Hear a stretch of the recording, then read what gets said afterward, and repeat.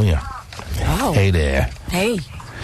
How are you doing this morning there, Terry Free? I am very good, T-Man, sir. How are that's you? nice to hear. It's nice to hear. It's Mr. T-Man, sir. Oh, Mr. T-Man, sir. Oh, yes. Doing so well as well, Terry. Good.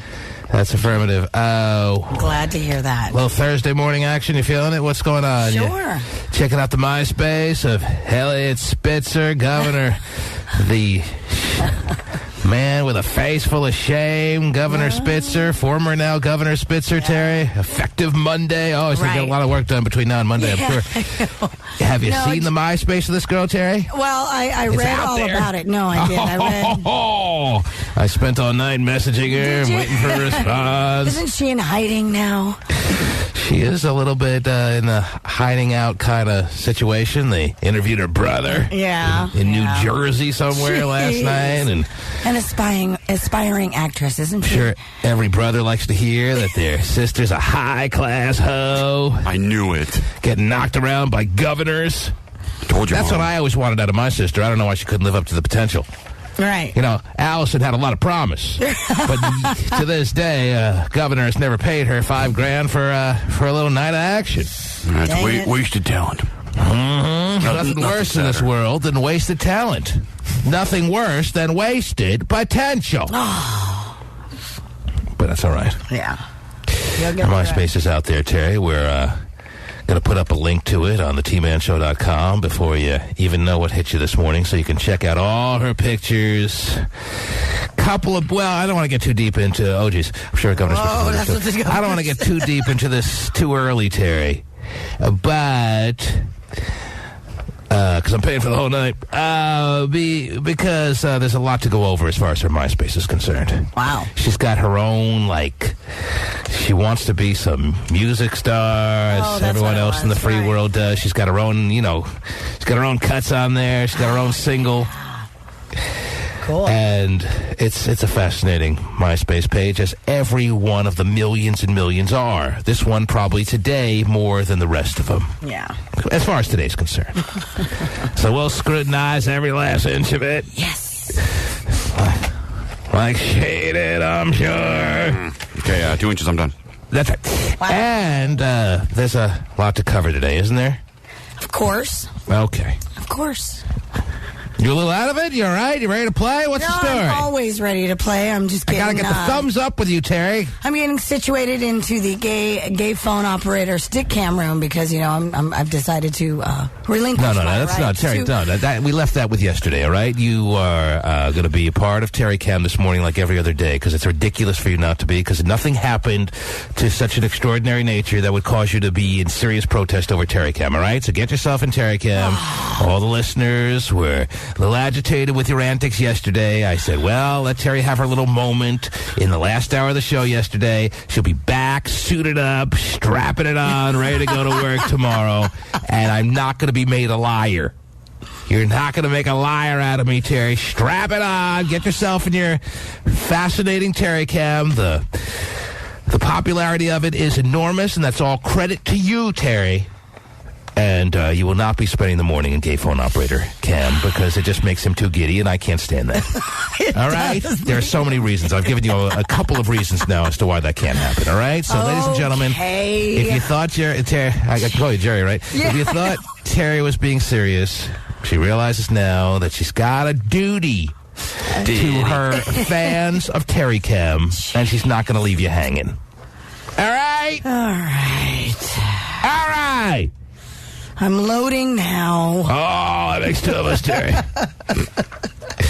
And we will come back and get things started. The T-Man Show. Ladies and gentlemen of the listening audience, the Governor's House MySpace page, Terry, is apparently gone. Maybe making some final adjustments, but really? It is up and available on the tmanshow.com, and we will be analyzing this from, every inch of it. As I said in the last segment, Terry, we'll be giving our full analysis later in the morning. Maybe not at this second. Maybe inside of the next hour, we'll start our analysis of this 22-year-old who's just trying to make ends meet. Yeah. That's all. And we will give our interpretation and ask for yours. And we'll do that in a little bit, Terry. But first, we'll give everyone an opportunity to peruse and, ogle and check it out. And it's up there on the tmanshow.com.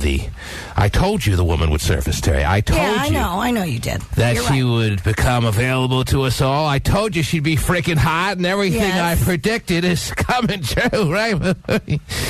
She's what, only 4 years older than his youngest daughter, right, or something like that? Well, I think he's got his oldest daughter, I think, is around 18, 19 years old. So leave it to a woman like you, Terry, to point out the extra seediness, as if that really needed to be piled on to the situation. I'm just pointing out a fact. That's all. I know what you're doing. That's it. Daughter, 18-year-old, probably graduating from high school. Embarrassed to death. But times may be a little tough for her, I understand. Yeah. Yes, I see your point. I mean, no biggie, right? Well, you could ask her, Terry. You'd have to message her on MySpace to find out about that. What else before we get too deep into that? We'll find out other things going on in the world, and that's where you step in, Terry Free. Can you tell me some of the news of the morning, please? Sure, I can, T-Man, sir. According to the National Enquirer, we all know about Patrick Swayze and his battle with pancreatic cancer. Well, apparently they have photos of him leaving a chemotherapy session smoking a cigarette. Oh, jeez. Nice. Yeah. Not really the advice of those who are trying to help you recover from what you're dealing with. They don't really tell you that the first thing out the door that needs to be done is an immediate cigarette. That's not part of the pamphlet they give you when you get chemotherapy. I don't think so. I don't think it helps things at all. Doesn't help things. Well, he doesn't have lung cancer, Terry. He's got pancreatic cancer. And does really anyone know what that means? Where's my pancreatic? I don't know where my pancreas is. I don't know. Where's my pancreatic at, Terry? But also other reports. Right ass cheek. Where am I looking for? What am I going here? Am I somewhere in the big stomach? What are we talking about? Maybe. I don't know. Okay, yeah. I mean, everyone heard that. And they're like, yeah, I know that's somewhere. Cancer in the organ. Unless you've had a family member that's had cancer of the pancreas, you really don't know much about it, do you? If you're diabetic, your pancreas doesn't work because it doesn't break down the sugar into insulin. Oh, okay. All right, well, that throws a few 100 million people into the mix of those who may be more familiar than the average person of where the one suffering from pancreatic cancer is really having to focus in on. So, but I'm saying it's not lung cancer. So if he wants to keep smoking, it's probably not highly advised, but probably not nearly as bad as... I mean, you see people in the hospital. I remember seeing people in the hospital who have their, they have lung cancer, they have their voice box removed, they have a tube to help them breathe, and they're putting the cigarette to the breathing tube, Terry. Right. I swear to you, because they want a cigarette so bad. That's how addicting cigarettes are, as if you didn't know, in case people didn't know that cigarettes can be addicting. So addicting that someone who's got a breathing tube going into their chest, I've seen a cigarette up to the breathing tube. Yeah. How sick is that? Very sick. Well, also, it's reported that he's a 3-pack a dayer. 3-pack a day. Yep. Wow, you hear the heavy smokers being 2-pack a dayers. Wow, 3 packs a day. That's commitment, Terry. Yeah. That's Pasty Dave's idol right there. Definitely. Patrick Swayze's they say Patrick Swayze's a 3-pack a dayer? Yep. That is some serious smoking. Wow. We're talking about 60 cigarettes a day? Yeah, I guess. Let's see. Right? He probably gets a nice 8 hours sleep, Terry. Right. So we're talking about a 16-hour waking kind of walking around awake kind of day situation. So if we do some flash math almost here, 4 an hour. Terry, It's a little bit less than 4 an hour. Wow. So he's averaging one every 15 minutes. Oh, Wow. That is Pasty Dave's hero, yes, no doubt. Every 15 minutes right during dinner. Nope, 15 minutes, time up. And I'm sure... Bite cigarettes. Yeah. Obviously, I'm making it very clear that I'm not obviously any kind of expert when it comes to the pancreas. I'm sure there'd be some people that would come on and say that know more than I do that smoking does have some effect on possibly contracting pancreatic cancer. So... Sure, it's not a coincidence. It doesn't seem like it would be. Yeah, they could be linked. The only cancer that comes about because of smoking is not lung cancer. So 3 packs a day, I'm sure, didn't help his overall health. Right. And may have kind of coaxed along the pancreatic cancer that he's now suffering from. So him leaving the chemotherapy situation with a cigarette dangling out of his mouth is not really creating a lot of sympathy for those who are rooting for Patrick Swayze to recover. Not that you can quit, as I'm pointing out, though, Terry, overnight. I mean, if you're a 3-pack-a-dayer, then you're not just going to be able to quit so easy just because you're dealing with the fight of your life. No, I understand. Or the time of his life, really. I mean, yeah, this is not exactly where Bill Medley or whatever the dude's name I'm glad you told me because I couldn't find wants to come and sing it here. I'm sure if I'm thinking Bill Medley, but for some reason Bill doesn't strike me as maybe the correct first name there. Something Medley. But again... I know, but it's by first name. Mm-hmm. Oh, really? Jennifer Warren's, maybe? We have the songs in our computer database sorted out by first names? We do, yes. There's no way to search by last names. I mean, we have this, while we're looking, if you'd like, Yeah. But I was going to say, I don't think his oncologist would ask him or tell him that smoking's okay when you have cancer. I'm not thinking that's really the route he wants to go right now, but he may have no choice. He's too damn deep into it. Yeah. Okay. I get the point here. Come on. I see we tried. 3 packs a day. I know. That's great. Well, you're undergoing chemotherapy. I mean, come on, really. You don't hear about many 3-pack-a-dayers. No.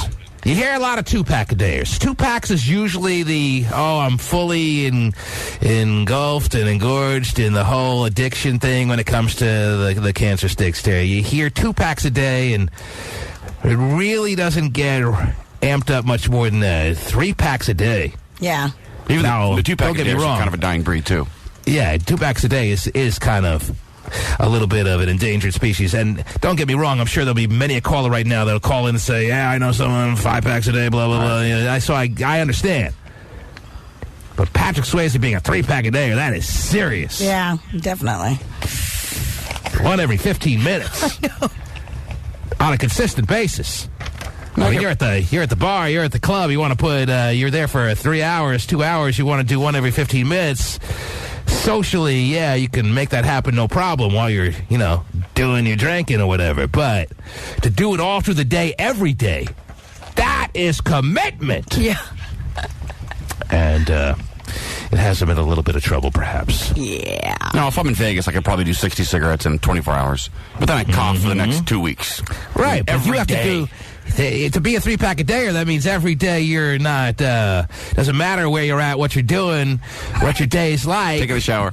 Yeah, you're in the shower. You got to keep your end of the bargain held up there. And man. Great. Yeah, if you're that engulfed, if you're that addicted that you're still smoking in the shower, that is pretty serious as well. Yeah.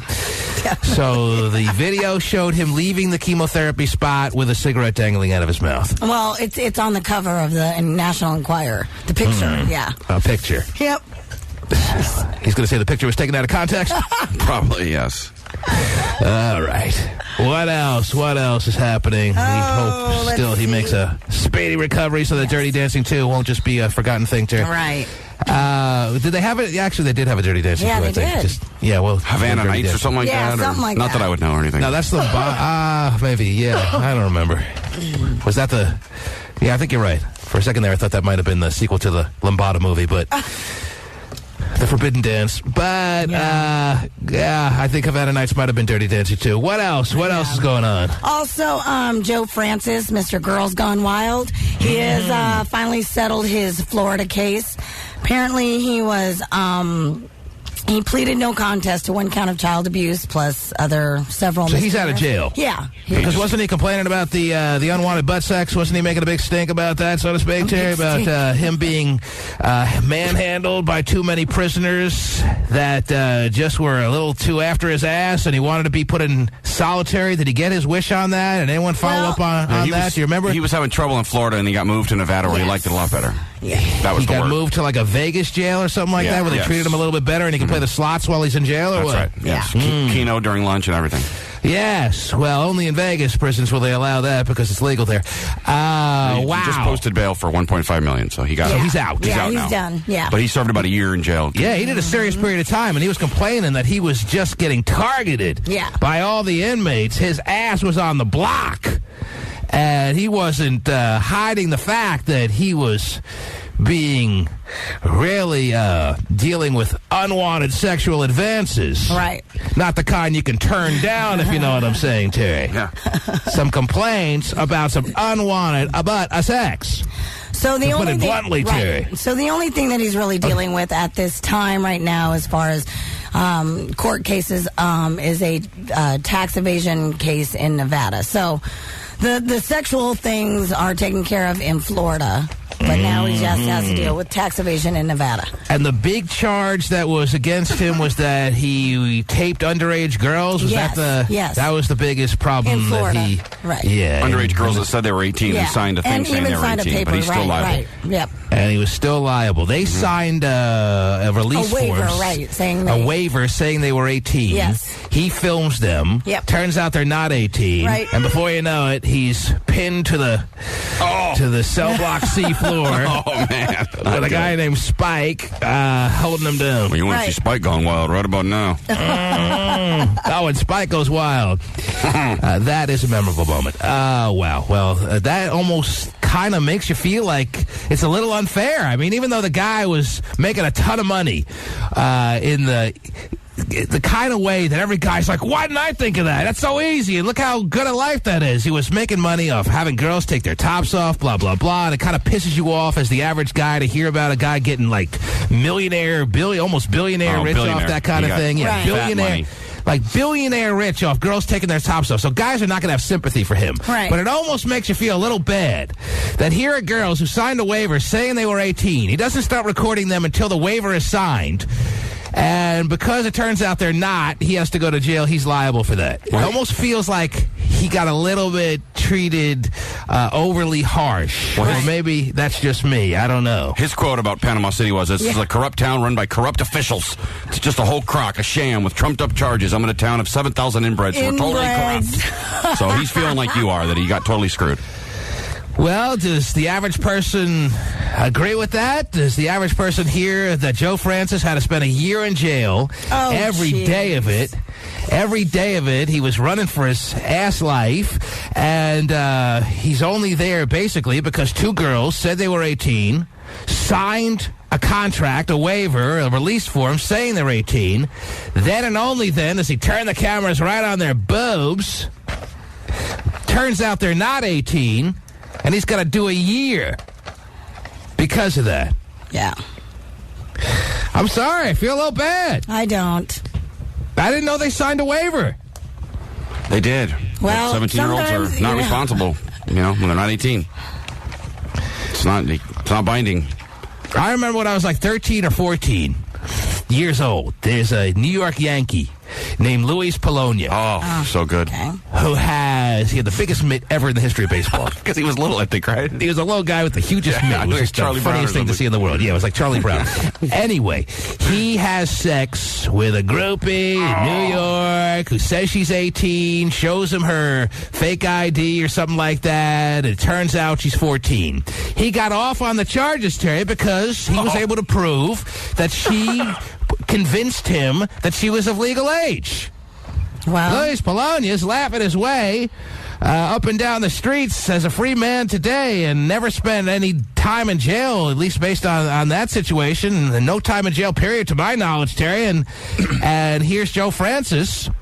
Yeah, I kind of want the guy to feel a little pain, Terry, because I'm jealous that he's a billionaire over seeing girls bullies one after the other. So, as I pointed out, it's not a guy you're really going to sympathize for. But do you understand where I'm coming from? It's information that would have been useful to his lawyers. The Luis Polonia case. Right. You would think, yeah. But still, I mean... We'd like to reference Luis Polonia versus the state. We call Luis Polonia to the state. He's so little. Oh, wow. All right. So how old did the girls turn out to be that he wound up taping that said they were... They were 17. Yeah. Oh, 17? Yeah. Isn't that legal in just about every state? I don't think so. No. But apparently not in Florida, according to the judge. Yeah, I mean, we all distribution know. of I video. mean, every state is so different how they handle stuff, obviously. So things are going to take it a little bit more serious than Especially a others. town of 7,000 inbreds. Right. Oh, geez. All right, Love let that. me go to a couple of phone lines early this morning and see what the people's feelings are on the couple of topics we've talked about thus far. Patrick Swayze leaves the chemo joint with a cigarette dangling out of his mouth. And what was the real news on Joe Francis? What's the update? That he's out of jail? He's out of jail. he He settled his the Florida case, case, yeah. which was the big sex, which was some... So on top of doing a year in jail, the girls wanted money damages or what? Who did he settle with? He 'Cause settled... he did his time. Didn't he do his time? Yes. Well, yeah, he got credited for time served. All right. So what do you mean he settled this case? He had other... He had other issues outstanding and kind of He in pleaded Florida. no contest to one count of child abuse plus several misdemeanors. He just wanted to get it over with so he can move on with his Nevada case. So, All right, Jesse, you're on the air. Hi, T-Man. Hi, Jesse. What's up, baby? Well, I don't know if you guys are aware, like Joe Francis, he was waiting till the girls got drunk and then having signed the waivers, and I think that was I that see. could be, yeah. Wow. So that's why the judge and the jury were a little bit harsher than it seems, because he manipulated these girls in people's minds to sign this waiver. He got them all good and drunk, and it wasn't like they were pleading with him to have him record them, and they promised him he was 18. That's how I saw it for a second there. But now you're showing me a side that, So the that's guy pretty deserves. dirty, sick, yeah. but his people say that they told his cameraman on film they were 18, so he thought he was off the hook. Well, if he got him drunk and then they signed the waiver, he deserved every day of every of the year that he got, and every massive man that piled on him. My turn. Move. Oh, wow. Yeah, I'm back jumping to the other side again now on the Joe Francis thing, Terry. Yeah, but if he has girls on camera saying I'm 18, you think you're off But the if hook? they're drunk, if they can barely stand up. Well, that doesn't. They don't say that in the court case. I mean, people assume that, but there was never. They never said that. No one ever said that I read. Well, Jesse's saying they're drunk. I'm on her side now. No, I'm sure that was probably part of it, But Well, yeah. but I think Because he was no matter accused what, a lot of no matter that. what, he's going to be liable. The judge said doesn't Right. matter. All right, I'd drunk have or to sober. see the evidence. Yes. And then he did some interview on TV, and it was weird. He was delusional, and he was claiming that there were biblical figures who were talking to him in jail and telling him that he didn't do anything wrong, and it was weird. Yeah, I could certainly see how when you make like $1 billion off seeing girls' boobs every day of your basic adult life, how you could just go crazy. You could just snap because of all the stress and the pressures you've dealt with all your life. Right. That's the guy. That's the guy God's going to talk to. Welcome to heaven, Joe. You've done fine work, sir. On earth, nice job. Jesse, where are you headed this morning? I'm going to work. You going to work? What do you do? I work in the healthcare field. You're a married woman? You single? You're involved with anyone? What's your status? I'm single. You're a single girl. How old are you? 23. What are you wearing to work today? I'm a nurse. I'm wearing a nurse's uniform. You have to wear a uniform? You have to wear a nurse's uniform is what I'm asking you. Is What's that what you that? have to do? You have to wear a nurse's uniform to work every day? Yep. How many different uniforms do you have, or do you just wear the same one and The sometimes scrubs, don't even right? wash it? Well, I have a bunch of them, but they all look the same. Scrubs, right? Is it the classic white nurse's uniform with the black shoes, or is it more scrubs, or what's the story? No, I work in a private hospital, so it's the conventional, the nurse's uniform that's like a dress. And I don't know why. really? I just see you in the classic old school white with the red cross on your lapel, or your the little cap on your head, or no, it's not one of those. little nurse's tiara, and the black shoes. No, that little naughty outfit. No. Okay, well, whatever. Who's messing with the phone lines? I don't know. Who's messing with the phone lines, Terry? Nobody. I'm having a conversation here. with Jesse, and I saw it just jump to another person's call. I know it's probably an accident, but I'm asking one last time. Who's messing with the phone lines? Not Speak no one. up now. On this end. Kevin, you're on the air. What's up, T-Man? What's up, baby? What are you doing? I'm doing a little radio show. How about you, Kevin?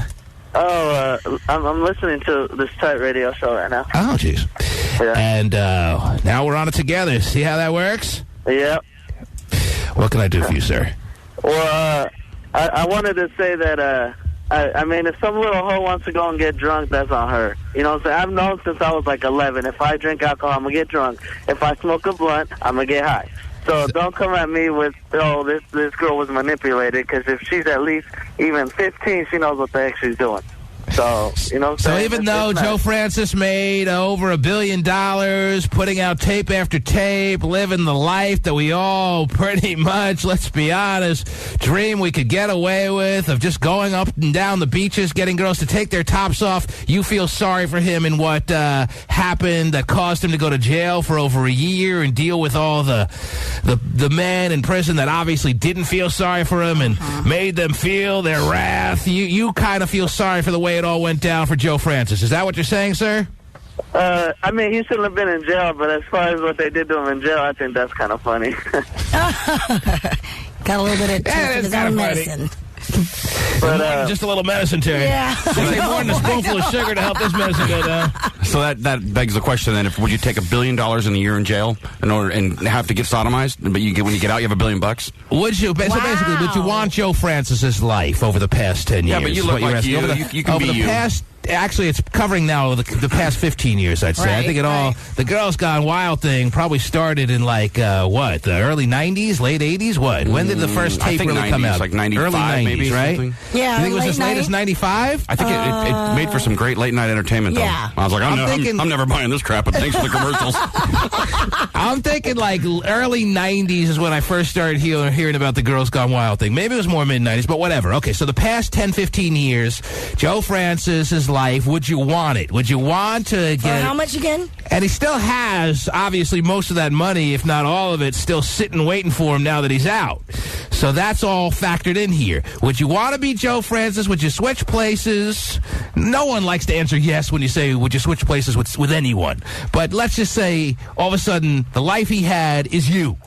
All right? You don't have to necessarily switch places. Because everyone answers, no, I'd never switch places with anyone, blah, blah, blah. Anyway, so 10, 15 years of his life, he's gone up and down the beaches of all the spring break joints and all the little tropical locations with his little camera. Before you know it, he's got a team of people. He's got a whole enterprise, and it's all based on nipples and breasts and women that he, took back to the hotels. He had sex, I'm sure, left and right with a lot of these women who were hoping to get in the video. Yeah, he had to deal with a bunch of lawsuits with people saying I didn't expect to be seen on Girls Gone Wild 16. He's got plenty of money, though. So he's got a lot of those little headaches. And then, of course, there's the big factor to consider that he just spent a year in jail where he complained publicly that he was being targeted. There was a big bullseye right on his anus. Oh, and I'm William Tell. Because all these dudes in prison were a little envious of the life he'd been living. So he had to deal with a year's worth of running for his ass life. Right. With all that considered, with all that to be considered, Terry Free, do you think the average guy wants to switch places? I'm not asking you, Terry. Oh, I was going to say. Do you think... Oh, wow, we already got an answer. I know. Do you think the... Yes! Turn me into him now! I get to see boobs, I'm in. Do you think the average guy switches places with Joe Francis's life for the past 15 years, yes or no? Now, we don't really know exactly the extent of what he had to deal with over the past year in jail, but he claims it was cruel and unusual a punishment. Average guy, Terry Free, speak for him. I know I usually speak for all women while representing all men, Terry, but I'm going to hand this one to you, and then I'll give you the answer. I really don't think that they would. Well, Terry, that just shows your naivete. Oh, really? I mean, I think it sounds really enticing. I think it's like, oh, you know, but I think in the long run, they're thinking about their little... Their backside? Yeah. And they're going, really, it's not worth it. Well, Well, how many sessions do you really think legitimately probably had to put up with in jail? He was probably probably complaining more than he had to. But he's probably the kind of guy who makes a bigger deal out of it than it really has to be. Most guys just clam up, in more ways than one. Terry. Lay in your stomach and shetty. Wow. Just get a good chomp on that pillow and just ride it out. See, when you say it like that, all the guys are like going, no way. His first DVD came out in 98, and the company 98? It was that late? Yeah, I didn't think so either, but the company made $100 million a year. Are you serious? Made $100 million a year from the first video on. Well, for like the past 10 years. On the average. Yeah. Excess of $100 First video didn't come out till 98. Yep. He founded the company in 97. He graduated from college in 95. At 24, he founded the company. So it's more like the past 10, 11 years of his life has been pretty cool up to the last year. Unless you're at a feminist convention. Yeah. But you want to switch places, considering all of it, the entire scope of the last 10 years of Joe Francis's life. No. I think he had a statutory rape charge in there. Yeah, he had a bunch of stuff. On top of the... What was that? There's been a few. There's been a few legal headaches he's dealt with, and that's probably the understatement. He's settled out of court a few times and given up a lot of money. Sarah knows a girl, a very close friend of hers that was on Girls Gone Wild, and she wants to tell us all about it. Yes, Sarah, good morning. Hi. How you doing, Sarah? I'm good. How are you guys? Good. I had a girlfriend. We were down in San Diego when I was going to college, and she went to a club one night, and it ended up being like a Girls Gone Wild party club. And so what happened is she got invited to a little VIP booth, and then I guess the creme de la creme got invited out to the little plush RV. And out to the RV... Yeah, it became an enterprise like that. It became its own, throwing parties to it. I mean, it all started just walking up and down the beach. It all ended with, these organized kind of get-together, VIP parties. Right, but it's so funny when she says... This is what's going to happen. We're going to get there and get topless, and we're going to film it. Road hogs and everything, well, it's just funny, the nice plush RV. Is that possible? Well, yeah, so before getting on the RV, they all can't all live in a mansion like you two. Well, it's just, keep that in mind. We can't all be the bonus baby that Terry Frey is. Well, I'm not on the water or anything like that. Geez, not playing, Sarah, go ahead, continue on. So I didn't make the commentary. Yeah. All I'm saying I love a nice plush RV. Yeah, I'm sure you do. Anytime you ask. Until you've ridden in one from here to Vegas. Go ahead, Sarah. Continue on. So your friend's in the plush RV, and what happens next? So before getting on the RV, they all had to sign the waiver getting on the RV stating that they were of age and all that fun stuff. So she certainly was of age, but she got on the bus and she just said it was so cheesy. The cameramen were so scummy. They're liquoring the girls up once they get in more ways than one. Minus the and they're asking the girls to kiss and do all this nasty stuff. Yes. And then scummy. I guess once they're hot and heavy and ready to go, they take them to the back room with the cool bed and do all the Sounds like my game plan. So was your friend ever on the video? Did she make it on or no? So she ended up getting too grossed out and took off. So she walked. They let her out? Wow. They went off. They tried to convince her because she's a gorgeous girl with a beautiful rack, so I'm sure they didn't want to let her go. Bolt the RV door shut. Anyway, so she got out and she never was videotaped, and they never made it on one of the old classic videos that was distributed back in the day. Is that what you're saying? That is correct. But she has a good story, and now you're telling it on behalf of her. So there you go. I'm sure she'll be happy to know. Do you think the average guy wants to switch places, though, Sarah, with the life Joe Francis had been living over the past 10, 12 years? And she probably never even... was he on the RV? Do you know if she was able to pick up on whether he was there or not, or what? I don't think Joe Francis was there, and I'm guessing if they had to sign the waiver before getting on the bus, it was probably after all of this stuff started. Mm-hmm. I'm guessing, but I don't know. I don't think he was there. The average guy saying yay or nay on the past 10, 12 years of Joe Francis's life there, Sarah. What do you think? What was that? Oh, never mind. Raider D has his response. Raider D. Yes. I would say I would take his place any day of the week. Even though your ass, as I said, had the big bullseye in the prisons from Florida to Nevada.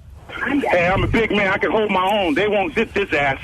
All right, so you're but that's saying, not so he's the saying, situation. yes, I'll take his life, but I want it in my body. Yeah, that's not part of the deal. But so I that's can not fend part of him off. Yeah, that's not part of the deal. You have to go through everything that Joe Francis went through, right? You have to go through everything that if you're accepting the deal, then you're taking on all the men that Joe Francis had to take on against his will. Right. Maybe some in absolute agreement. Who knows? Over the past 1 year, and you have to take on the entire life. You can't say, well, take this part and I'll fight off this part. You can't do that.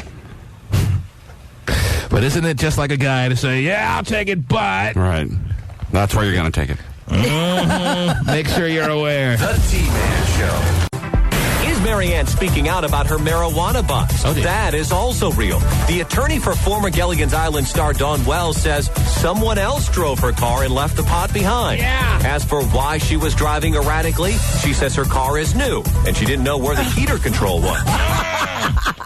It's good to know that your pseudo-celebrities use the same excuses as all us lamos, huh, Terry? Oh, my gosh. It's a new car. I didn't know where the heater control was, officer. You gotta understand. This is really hard to figure out. Oh, my Especially gosh. when you're as high as I am. So she wasn't high, Terry. She was just swerving because she didn't know where some of the new controls were.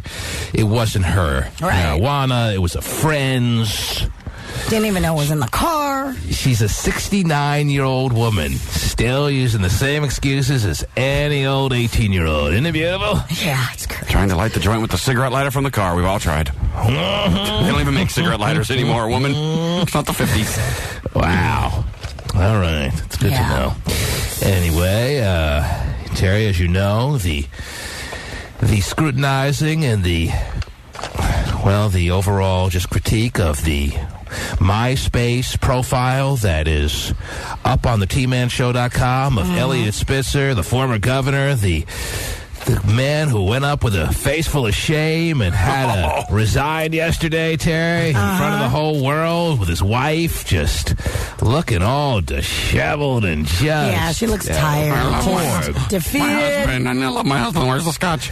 I still don't understand why the wives continue to be a part of those press conferences, Terry. Why do they just stand there nodding, looking like the comatose shock is still on there? She had 3 days to have it set in from the time the first press conference took place to yesterday's, and she's sitting there nodding like as he's talking. They should have a split screen of him making his resignation and her throwing his clothes out of the front yard. That's what the press conference should be like. Instead of her standing next to him, she should be throwing all his stuff on the curb. I hear you. I agree. But still, time after time, the wives of these disgraced men stand right next to him. This is like a Harvard-educated woman. I know. Big dummy. Yep. But maybe, she's like, I'll stand by you for this moment in time because I know you're going through some crap. But believe me, dude, when you're out of the spotlight, I'm gone. Well, then why even stand there and make it like you're giving them a pass? I guess there's a lot to consider. Right, even after 3 days, they got kids together. Yes, They've spent a life together. Blah, blah, freaking blah.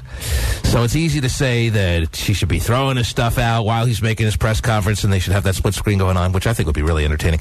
But maybe it's harder to do than just say, and I haven't walked a mile in her wife's shoes. I would never walk a mile. That's far. Yeah, that's a long way to walk. I take a cab. Yeah, something.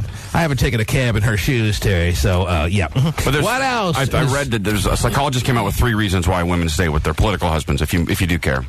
As he's standing there with the paper. Yeah, there's an article in the paper today asking the same thing. What's her problem? A lot of people asking, what's the problem with all these? Because there's been so many now over the past just couple of years from, just a couple of governors from the New York, New Jersey area. You got one saying he's a homosexual and his wife saying, I agree, he's a homosexual and I am standing by him. In fact, we're going to Gay Pride tomorrow. We're going to we got a float all blown up and we're going to live this life. Our costumes are the Timmy and Tommy, the testicle twins. Now, since then, that is already reserved. Since then, she has since broken up, called it off with Governor Mangravy, Terry. Yeah. You remember Governor Mangravy? Yeah, she's been interviewed a lot recently. Maybe you refer to him as Governor McGravy, Terry? Yes. But his real name is Governor Mangravy? Yes. And he was actually kind of a handsome-looking dude, not like this dude. He was a handsome-looking dude. Yeah. You think Elliot Spitzer's just a dumb-looking guy? Is that what you're thinking? Or how would you describe him? Elliot Spitzer really, I mean, honestly, it doesn't surprise. He's a little. Come on. He's a little greasy looking. I mean, he's a little greasy, creepy, slimy, kind of slimy, creepy looking. Yeah, it does not surprise me that he does that. Exactly the mugshot you expect to be caught with a high-class hoe. Mr. Power and Control dude, but a little seedy on the side, most definitely. And Governor Mangravy was a good-looking, would you say, hot kind of looking guy? Well, yeah, I mean, he was very clean-cut from what I recall, and a very, didn't have nice-looking. Didn't have the harshly receding hairline and the beady little eyes. Skeletor face. Right. Didn't have those weird looks. Yeah, I can see where you're coming from on that, Jerry. He was a pretty handsome guy. The gays know how to dress and look good. Yeah, they do. Oh, jeez. His wife always wondered, how the hell you had such style. Why is your wardrobe more than mine? Holy You're crap. so in touch with your feminine side. Now I know why. What else is going on in the world, Terry? What else is happening before we get to Interesting little story about Mandy Moore's life these days. Mandy Moore. All right. Apparently, again. I saw the movie about a year or so ago, Terry, with Because My Mom Said So or something like that. I got dragged to that little bitch movie. What was the name of that movie? I think you're right. Because I said so or something like that. Yeah, with... and I loved it. Did you? I don't think so. I don't remember a damn part about it, to be honest. But it was probably the best $11 nap I ever took. According, again, to the National Enquirer, they've been busy, by the way. Well, that's what they tend to do. I know. Mandy Moore's parents, I think they're trying to keep up with TMZ. Mandy Moore's parents are splitting up because, according to them, Mandy's mother has gone to the lesbian side. Really? Yes. How old is Mandy Moore's mom? Obviously, we're talking about a woman who's at least 40, probably over 50, right? Mid-40s and how long have they been married? 50? I would say, 20, maybe 20 years? I don't know. This is... Let me just make a comment here, if I might. Wow. Wait, I guess I can. It's my radio show. Yeah. Mandy Moore's mom is married to this dude for so many odd years. Here we are now in 2008. Here's a woman who's got to be around 45 minimum, because Mandy Moore's what now, about 22? How old is she these days? Is she that old yet? Yeah, I think you're right about there. 22, right around there? 21, 23. 22. I remember first seeing her when she was like 13, 14 or whatever, but she's been around now about 8-10 years. She's 23. 23. Okay, so it's right on. And by the way, that movie you saw made $42 million. 42 million. Holy crap. That's respectable. That's a lot, I think. It's a respectable number for a movie that probably in budget cost about 10, 11 million. Never even heard of it. Anyway, it's a must-see rental. Okay. Not really. Mandy Moore's mom, minimum of 45 because her daughter's 23, all right? I feel safe saying that, probably over 50. And now she's leaving her husband because she's making the announcement that she's going full-out lesbian lifestyle, and that's what she expects to have everyone in the world just This is 2008, Terry. I understand There's got to be a cutoff. This is not 1965. It ain't even 1995 anymore. This is 2008. And we have to come up with a cutoff age right now that if you haven't announced that you're going lesbo, Terry, you are stuck by way of the schlong, Terry, because if you can't come out at a certain point, well, then it's too late. Married for probably 20 years, this woman. But if she's first leaving her, unless this is a second husband, is this? I don't think it is. I think this is Mandy Moore's dad who she's leaving. Is that what you're telling me? Yes. All right. So they've obviously been married upwards of 20 plus years. Right. Maybe even close to 30 some odd years, if not more. Okay. No pun intended. She now wants to just have everyone, including her husband, accept that she is a lesbian now at 50 years old. She's with a female tennis pro. I'm proposing. Oh, well, that sounds perfect. I'm proposing the age of 35, all right? Maybe if it was 1995, I'd say I'd propose the age of 40. I'm saying here in 2008, if you haven't come out, if you haven't announced that you're a lesbian, if you haven't announced that you're gay at age 35, and really, I'm being very generous with 35. It should really be 25, Terry. It should really be 18. If you haven't announced, because you know at age 10, I'll tell you that right now, if you haven't announced that you're going by way of the lesbo by age 35, and then you are linked to the schlong for the rest of your life, and there's no two ways about it. Linked to the schlong. But that's right. Understand, because I actually think this happens a lot more than we even imagine. And that's the problem. Understand who you are and be cool with it. That's my point, Terry. Be cool with who you are and stop living the lie. You know from an early age where you stand, where you fall in. But stop understand, this is 2008. No need to live the charade life anymore. And that's why There's she a came cutoff out. point. There's a cutoff. It's too late, Terry. It's too late. No. There's a cutoff point at what age you can come out, and if you're too late, well, it's tough luck. Tough luck. You're linked to the schlong. Does that go for men, too, or no? Well, it should go for both, if that's the case. Yes, I think that only makes sense. So how many more years does Ryan Seacrest have? Oh, jeez. Ryan Seacrest has the clock really ticking pretty hard. He does. That ain't all. His homosexual clock is ticking like this, and he better come out soon, or else he's linked to the VJ. Oh, sorry. I thought you were he's done. not linked to anything right now. For the rest, well, I'm telling you, I'm saying that you can't come out past a certain point, Terry. It's ridiculous at this point but understand, in history and where we're at in this world. Yeah, you can't be in a nursing home and tell your grandkids when they come to see you with a box of chocolates and flowers that I think I'm going to be a gay now.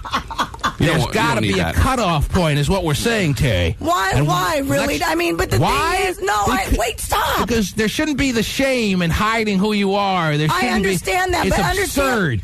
It's absurd. It's not fair to the man she was married to, Terry. It's not fair to Mandy Moore that her mom, all along, while she was making love to her husband and conceiving a child that turned out to be a grade C actress, all was done in the throes of a cover-up. She's also a grade C singer. She's really loved women.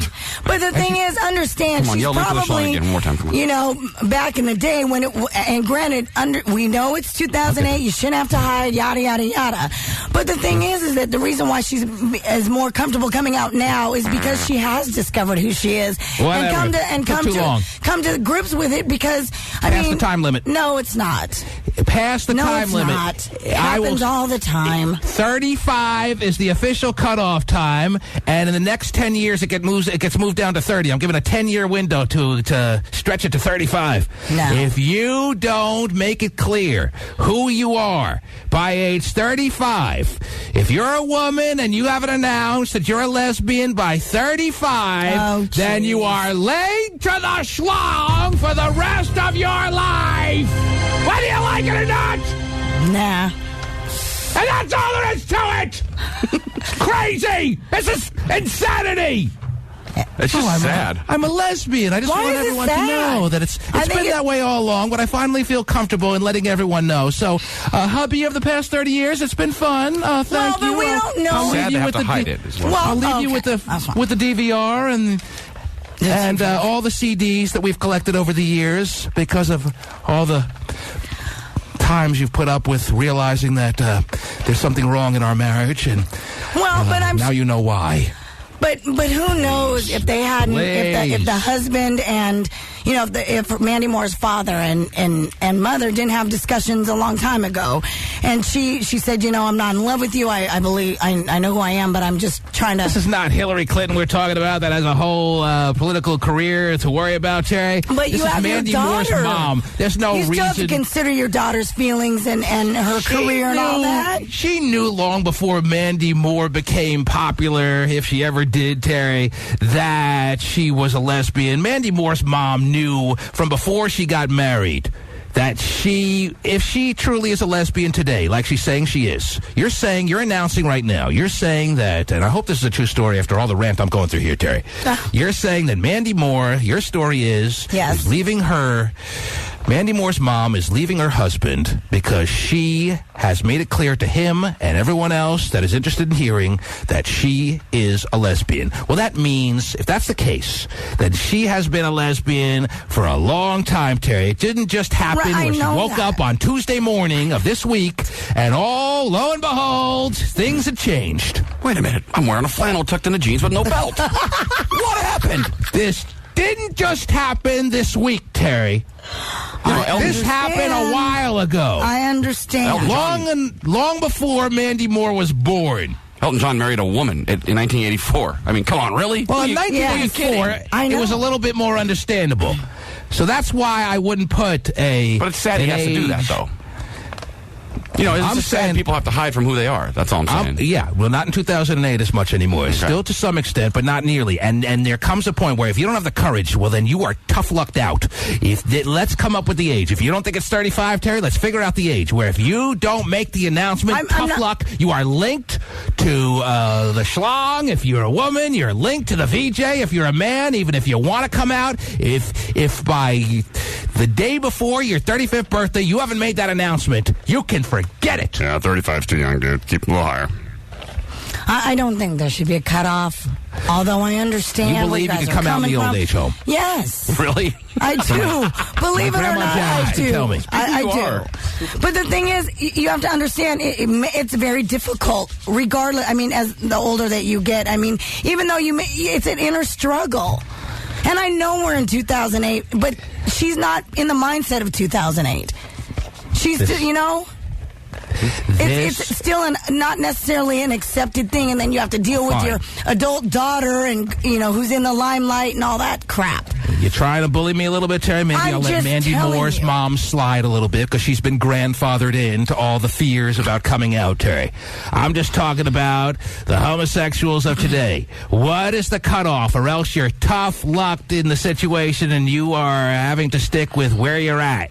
Make the announcement by what age? Because this is getting ridiculous already. I'm not giving you an age. This is getting ridiculous. You'll have to give me an age, Terry, or else I slam the brakes. I will slam the brakes on the program right now, and we're not going to go any further. Oh, jeez. Thanks for the sound effect, Terry. It really added a lot to the program. And made me blow out a new pair of headphones. I appreciate it very much. Listen to Terry. She wants to fight me on coming up with an age. I just like the fact that she even, you know, was able to come out. I think that's great, regardless of age. Whenever you feel that you can have enough confidence to come out or whatever the case may be, that's why there's no age. Pasty Dave just passed me a very interesting message. I'm ready. It's my turn. Pasty wants to know when his cutoff is. No. Wow. That's not the message? Okay. No. The production director of one of our major stations, as you know, Terry. Yes. I am in the studios of Wild 94.9 right now, and the production director just emailed Pasty Dave saying that his mom came out at the age of 50. Wow. See? When she was comfortable, even though, I mean, the whole inner struggle thing, I think that's great. The fact that she just came out is great. Period. And again, she might have been grandfathered into the fear factor, Terry. And I'm not talking about Joe Rogan's little show here, right? He should come out too. He wouldn't be so angry. But also, I think that the generation now is not going to wait till their 50s. You're right. They are going to come out earlier now. That's my just point. In general. And I'm putting everyone who even is in the grandfathered in stage, I'm putting them on notice right now. You got like till close of business today to come out, because this is getting ridiculous already. Can we call her and ask her why it took her so long? He's on the line. Talk about courage. Good morning, John. How are you? John. Always a pleasure. Yes, sir. Good to be down the hall from you, my friend. Absolutely. And you passed Pasty Dave a note? Noon. Your mom was a little late there. You want to explain this to us there, John Manuel? Yeah, you know, I guess it just takes a little while. And like Tara was saying, especially, you know, when you're coming up. I mean, my mom she's 60-something now. And, you know, you're coming up through the 50s and the 60s. Right. And that's just not something that happens. I mean, she says that she knew all along. She's known since high school. She played softball. And, you know. Listen how he says that. I bet she batted cleanup. But, you know, she knew all along, and it was just one of those things. You know, her mom is like 80, and so very conservative, and you just don't. And your dad's face in the living room when this conversation was going on about her being a lesbian all her life and being married to him for a long time was kind of the deer in the headlights look, or something along those lines, or what? He got the heads up, I guess, about a year before I did, and you know, got the heads up. Yeah. Well, and no, you know, it's probably hard because, yes, she's already married and they do have children, so you have to keep up appearances. It happens all the time. Yeah. Okay, I'm talking about 2008, and I'm getting tired of these stories, Terry. John Manuel, I want you to come up with the cutoff age. I said 35. I say you have the clock ticked to 35, and if you don't make the announcement by then, you are linked to the schlong for the rest of your life, Well, whether you're the biggest lesbian in the history of the world or not. Like, if you're 35 nowadays, then yeah, you should be out. Thank you. I thought I was being generous. But there's also the gap of, like, if you're hella old, it may be tough. Right. Well, that's why I say till close of business today. If you're one who's been grandfathered in, grandmothered in to the fear and the shame factor that existed all those years, you have till close of business today if you're over 35. All right, we'll let them all know. Yes, we're making that announcement right now. Luckily, your mom doesn't have to worry. Exactly. Yes. How has your mom's life been since she's made this announcement loudly and proudly? I guess it's been pretty good. I mean, honestly, growing up, it was never too big of a surprise. She didn't shave her legs and. What? She's pretty manly. She told me, she's like, I got this big thing. I'm a lesbian. I was like, where you pass it on to me, Mom. Yeah, where'd you buy that one? Yeah, but she's doing good.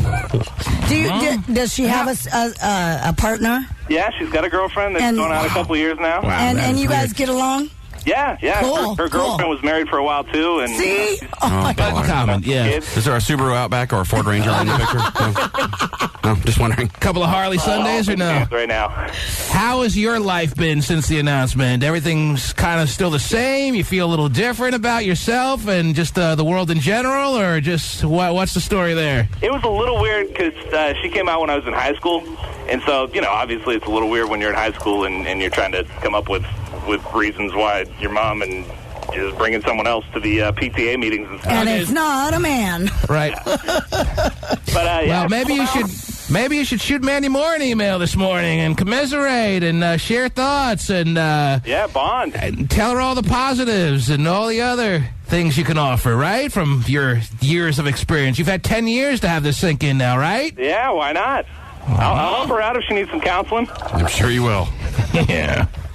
Well, thank you for letting us in on all this, sir. Anytime. Take care. All right. There he is. Yes. What a story, Terry. Yeah, it is. Wow. Doesn't change my thoughts at all. And it just proves to me how lenient I'm being on all this, Terry. But somebody's got to make a rule about this. Somebody's got to make the guideline. Somebody's got to put the limits, the limitations on this, Terry. No more can this go on where at age 50, all of a sudden you make the big announcement. Those days are over. How about born post-1970? Yeah, you should be out. How old is someone post-1970? So someone who's like 38 right now? You should be out. If you were born before 69, you can wait till you're 90 to tell people. No, I still say you have till close of business today. You want to say 90? That's a little bit of a difference in time. Always scares me. I kind of know which business. What if someone closes at 4 and I thought 5? Close of business traditionally is around 5. Okay. Of course, we have the daylight savings change, and we have the East Coast people who have to make it, I guess, according to our West Coast time, by 2. Yeah. There's going to be some rolling announcements through the course of the day, Terry. Oh, jeez. Mom, Dad, you might want to sit down. But from now on, you have to make it within the limitations, or else it's tough frickin' luck. Okay? Okay. For men and women, right? So we're clear. Yes. Okay. I want to hear about any more of these Mandy Moore stories about women at 50 announcing who they are. It's silly. Hey, husband, remember the last 30 years? Yeah, I kind of have a faint memory of him, yes. What's going on? Yeah, I wasn't really into boys. I sort of like women now. Is that cool? Well, just by coincidence, over the past 30 years, I've really liked men. Woohoo! Easier than that. It's on! The T-Man Show. Heather Locklear's 911 suicide attempt emergency. Yeah. Authorities rushed to her L.A. home Saturday night after getting a call from someone afraid she might try to kill herself. But were there in fact 2 911 calls? Yes. Authorities released the second call to Extra today. I have a feeling she's suicidal, and I would want someone to go there. Monday, Heather's rep told Extra the call was without merit and that no psychiatrist called 911 on Ms. Locklear's behalf. Yeah, whatever. That's what they're going to say after the fact. People get shameful when they have it be known that they were suicidal. How do you feel now, Denise Richards? Right. You caused all this by stealing her freaking husband. Are they still together, her and Richie Sambora? No, they broke up, Terry, because, you know, those relationships always last when you steal someone's husband and then you, like, run off with them. They last a lifetime. Usually, I can't imagine why Denise and Richie Sambora didn't make it, Terry. Right. But obviously, Heather has seen happier days, and 2 people called 911 thinking she was about to kill herself. One was her doctor. Yes. So I think there's a little bit more merit than her PR people want to reveal right now as to her state of mind over the weekend. Yeah. How do you feel now, home wrecker? Interesting. She's like, I sleep very well, thank you. I'm sure she does. What else is going on? Are you ready to give me one story and then we'll start looking over the governor's Heidi Ho's pictures here, Terry? All right, I actually have a wild story, and I got it. Oh. I got privy of it from I got an email to me from a listener, and then I looked it all up, the link and everything. And Speaking of which, I got a lot of listener emails yesterday based on the woman who sprayed her daughter right in the freaking face at the car wash, Terry, in an effort to discipline her, and the car wash attendants turned over the video to law enforcement saying it was abuse, and it certainly seemed very much like abuse. There's no real doubt about it, but such a split of opinions of people out there, from the people that were just downright outraged, saying this woman deserved to be beaten to a pulp, Terry, to others saying, how could anyone say they haven't had a moment where they have snapped and done something similar to their child, and the hose didn't look that strong, and haven't we all turned the hose on people in our lives and had a little gag over it? So such a range of opinions. It was fascinating to read, as I did for a couple of minutes yesterday. Oh, yeah? Mm-hmm. So just reminded me when you said about the emails you got, Terry. Okay. It's good to know the listeners are looking out for stories for Terry Free. Yes. Well, I mean, this is a freaking wild one. Oh, seriously. Wild one. About this woman in Kansas who was, like, on her boyfriend's toilet for 2 years. Oh, yeah, I heard about that story. And her skin grew on the toilet, and they couldn't get her out, or they had to, like... Oh. She literally sat on the toilet for 2 years, and they're trying to figure out why she was there for 2 years. It seems like perhaps an abuseful type situation, because she was living with a guy who didn't let anyone know, hey, you know, my girlfriend has been... You'd think he would let someone know after a couple of hours. Right. Well, you've never been to that sushi buffet she's been to. Well... But the thing is, he's claiming that every day he would go in there and say, you ready to come out now? And I'm not done yet. Yeah, well, and that's what she would tell him. Almost there. She would tell him maybe tomorrow. And he would bring her food and water and everything, but he would try and, like, you know, hey, want to come on out? Something doesn't sit right with that story. I'm sorry to have to tell you, Terry. Even though the boyfriend wants to make it clear that he just thought it was a little abnormal, but didn't think to tell anyone that his girlfriend was stuck on the bowl or had no interest in getting off the toilet for the past 2 years. He didn't think it was odd enough to call a doctor or the authorities. He just kept bringing her food. Here's your tray. Right, and talking to her, and then, well, I mean, yes, I agree with you on that, but finally... I buttered your English muffin this morning just the way you like it. Hopefully you'll be off the toilet soon. It's been a year and a half. But even, I mean, finally, even after, you know, since he's the one who did finally call the police, they even said... After 2 years, he called the police? He's the one who called and said, okay, she's like, there's something seriously wrong here, blah, blah, blah. Dude, you were a year and 363 days late, I'd say. But the thing is that even when they went to the house, she didn't even want to be bothered. She's like, no, I'm fine. Leave me alone. I don't want to come out. She told the police to go away? Yes. I'm about 3/4 done. You guys in your bathroom, man, I'll tell you, can't a woman go in peace? Doesn't look like it. She was like, no, I'm fine. Leave me alone. So that adds to the peculiarness of the story that, well, she obviously was a little damaged. It's to some large extent emotionally, Terry. Now, whether this all stemmed from her boyfriend and abuse that may have happened there in that home, at least as far as the way the story originates, I have to think that that's what my gut is telling me, Terry. I think she was really stuck on a Sudoku puzzle, because those can be really hard and really addicting. Good magazine article. Yeah. I mean, the skin grew around the toilet seat. Well, yes, that is the new style, Terry. I don't know if you're into the modern look of the toilet seats that they're throwing out there for the new modern bathrooms. The skin around the toilet seat just makes you feel more cozy and more at home. Wow. Yeah, that seems a little serious. No doubt about it. The skin literally grew around the toilet seat. Yes. And, I mean... How does that work, anyway? Where it just creeps around the real part of the bowl there? I mean, that sounds... Well, your skin's an organ, so it probably just adapts, you know? Yeah, it just... And plus, her legs had atrophied, so they just, it just kind of... Yeah, don't your feet fall asleep after like 10 minutes? Your legs are asleep? Okay. You walk around the house like you have a hyperextended knee? What's wrong with you? I went to the bathroom for a long time. 2 years straight. 2 years straight. She never stood. She never got off the bowl. 2 years straight.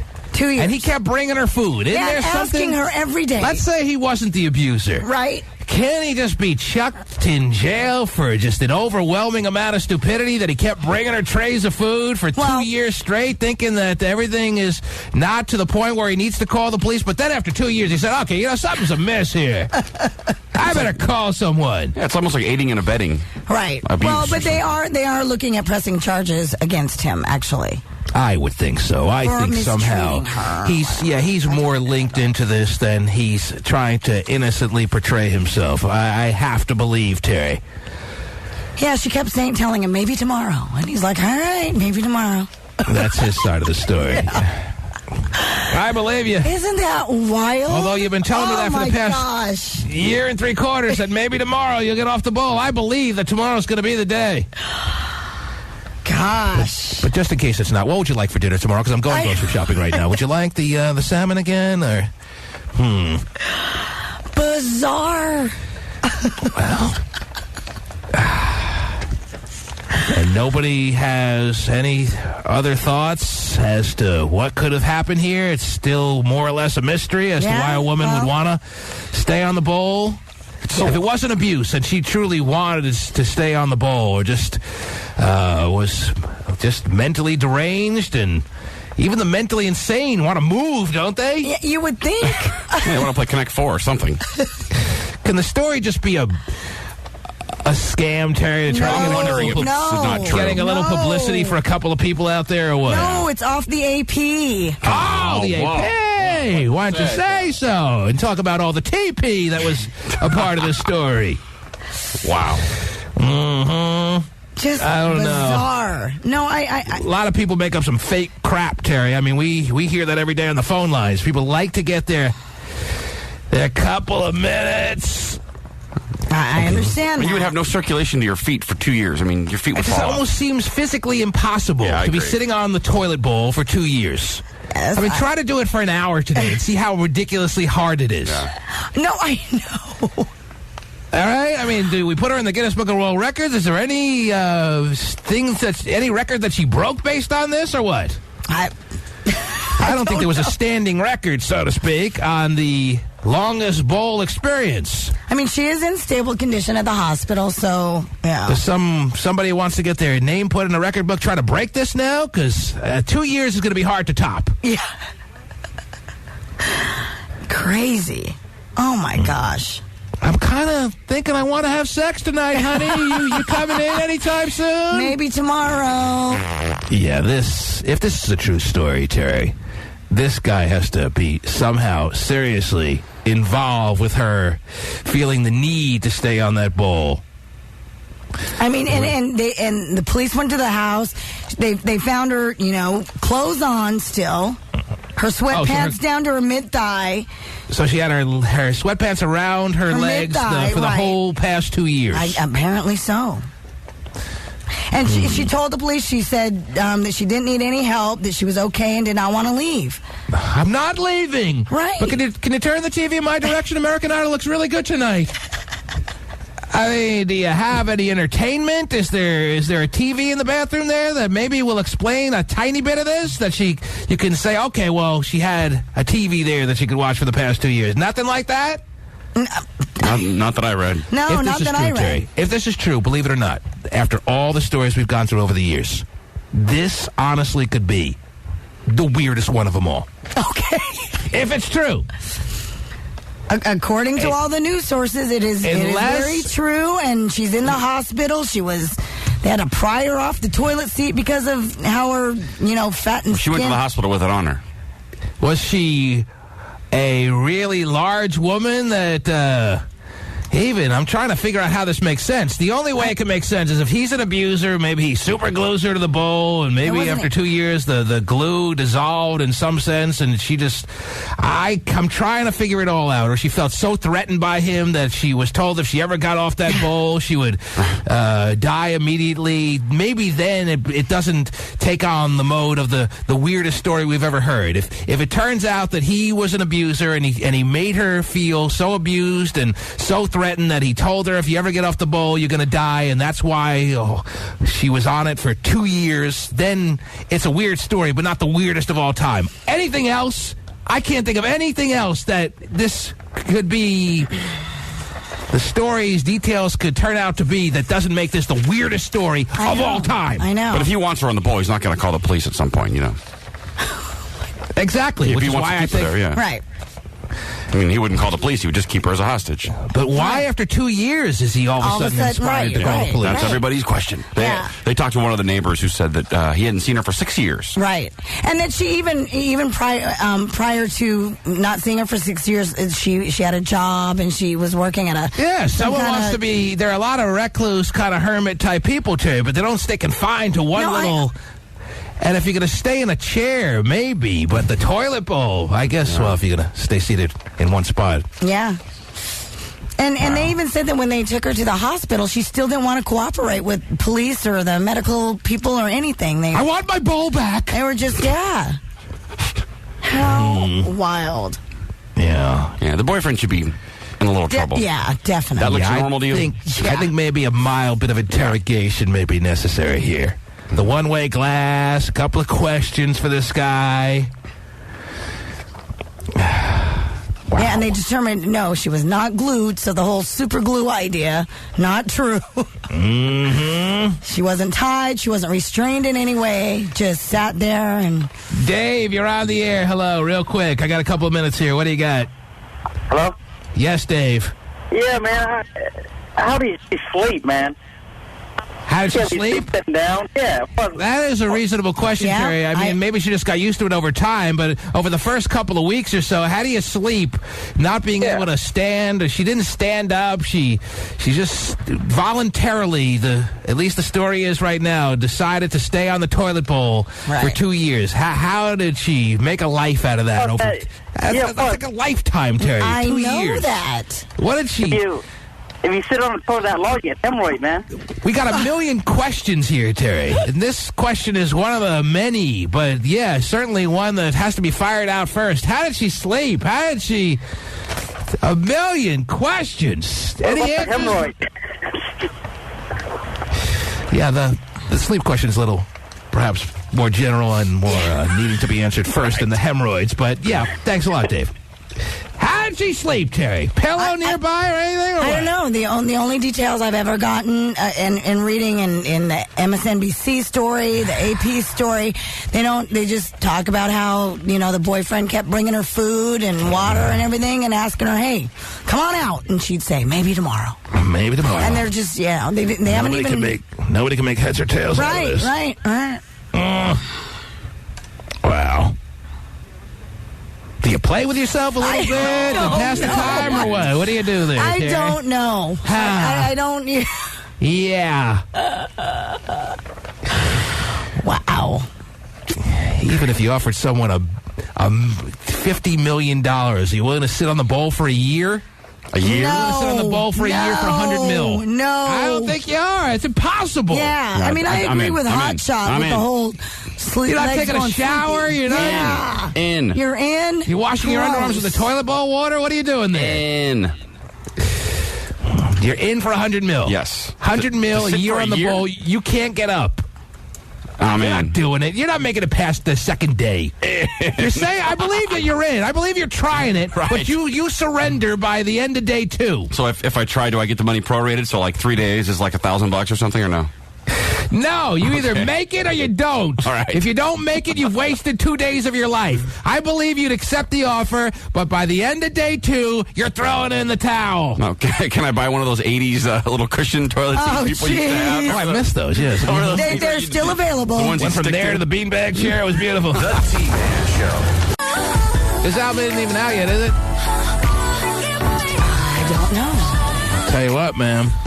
This new Mariah, she's still pumping it out, baby. Yeah, that she sounds like a good cut, Terry. I think this album comes out next month, but if this is an indication of what some of the cuts are going to be like, she's going to be all right with this album. But I'm still, and Pasty Dave printed me out the story during the break, Terry. I'm still fixated on this woman who spent 2 years of living on the toilet bowl, Terry. This is fascinating to me. I know. The motivation this woman must have had to stay put is enormous. Of course, many are wondering when the details will come out that prove that this was an abusive relationship she was in. The boyfriend is going to be under some heavy scrutiny, Terry, for what's going on here. But as the story reads, the woman lived on the toilet bowl for upwards of 2 years. When the police got there just a couple of days ago, or let me see, when was it? It's funny because her name is Pamela Babcock, Terry. Now, that's funny in itself. But I went to high school with a girl named Pam Babcock, Terry, and this woman is 35 years old, and that's right around the age of the Pamela Babcock that I would know. Now, I'm sure there are a lot of Pamela Babcocks out there, and I'm sure there are a lot of Pamela Babcocks that spend 2 years on a toilet, but I just have to remind myself that is the age and a name that I'm familiar with. I wonder, I doubt, but... Well, T-Man, look behind you, because here she is. Oh, the toilet bowl is still attached. The police had to pry the toilet seat, or her off the toilet, with a crowbar. Yes. Then she went to the hospital, and the hospital actually removed the seat because the seat was still attached to her. Yes. When they pried her off the actual toilet itself, Terry. Yep. Because, as you said, the skin around her anus had grown around the toilet seat to the point where, whether she wanted to get off at the point of yesterday when they found her, she had no choice at that point. She was stuck to the bowl, and there was nothing they could do, nothing she could do about it at that point. But for many, many months, it was a conscious decision of hers to sit on the bowl and stay put. And the early speculation is that she had some kind of mental phobia as far as the consequences in her mind of leaving the toilet and all that would come about if she ever got her ass off the toilet. So that's why some are suggesting, even though it doesn't make sense to just about everyone out there, why someone would sit on the toilet seat for 2 years. Right. But phobia, you can kind of make sense of it if it's a phobia. Those are pretty powerful. Yeah, fine. The phobia, it would make sense if someone's deranged like that. But how does the boyfriend just sit around for 2 years bringing her trays of food, Terry? How does that part of the story... Merry Christmas, honey. Well, Yeah, I mean, there were birthdays that passed. You come, happy birthday. Bringing her in a cake with the candles lit. Blow. To you. Happy birthday. That's like a horror movie. Honey, Super Bowl's on. It's a good game. You want to come out now? I'll take Patriots in the points. Make that happen. All right. I'll be in here. Looks like the Giants are going to win this game. You may want to catch the end here. Woo! Can I get another side of ranch for these wings or no?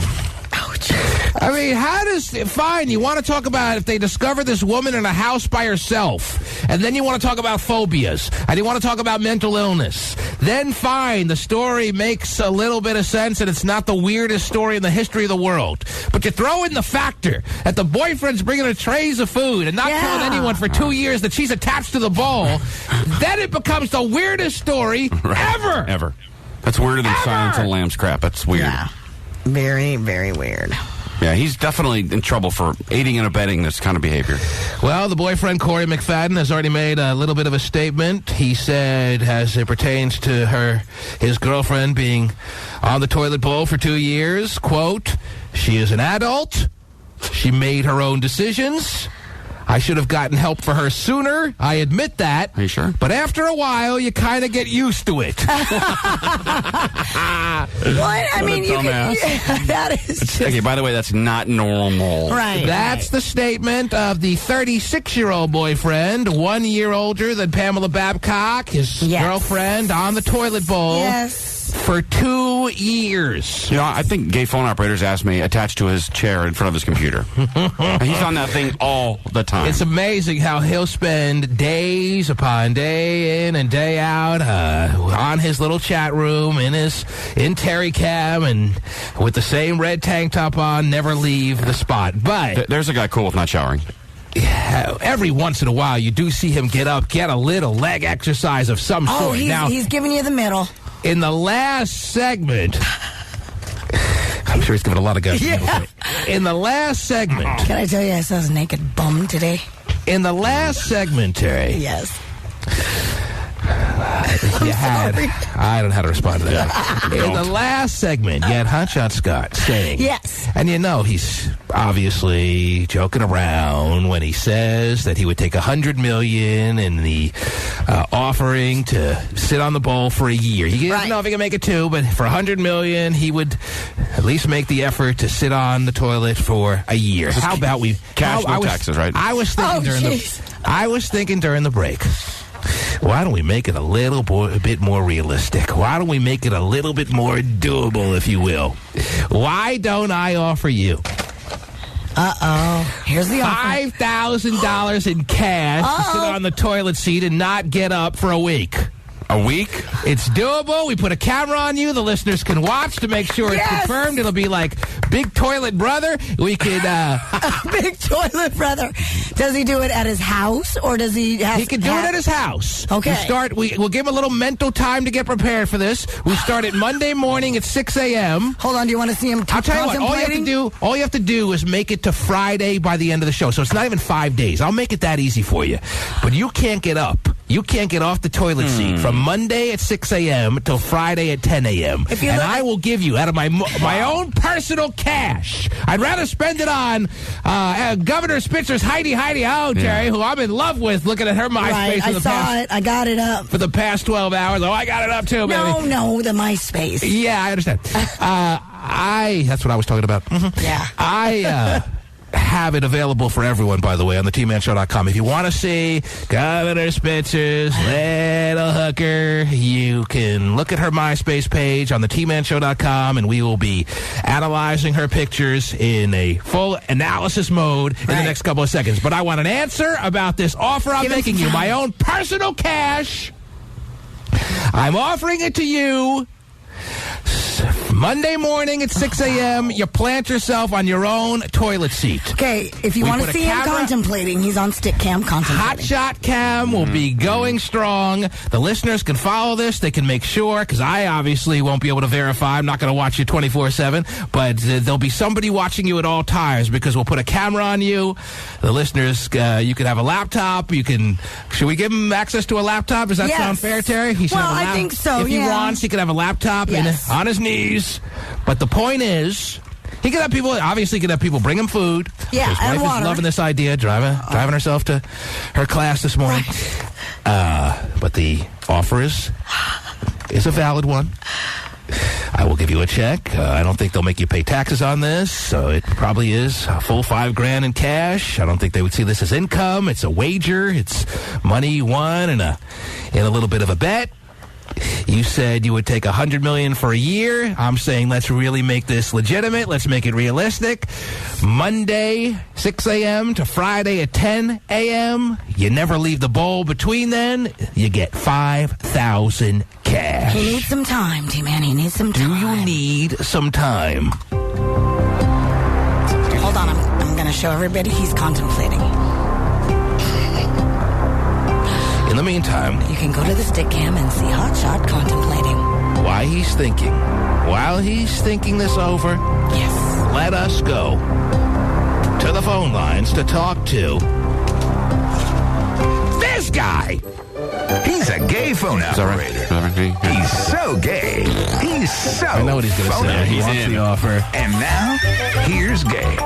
Good morning. Good morning. Yaske. Hey, Yaske. I'll help set it up. Hey, Yaske. I'll come over and help set it up. So you're not calling saying you want the offer yourself. You're saying you want to be one who helps with the accommodations for the pants around the ankles, slipshod Scott, and you want to be a part of the equation, but not actually the person. I thought you were going to say, no need for Hotshot to think this over, I'll do it. That's not why you're calling? Well, I could do that. I could make that offer, but, I'm willing to help set it up, too.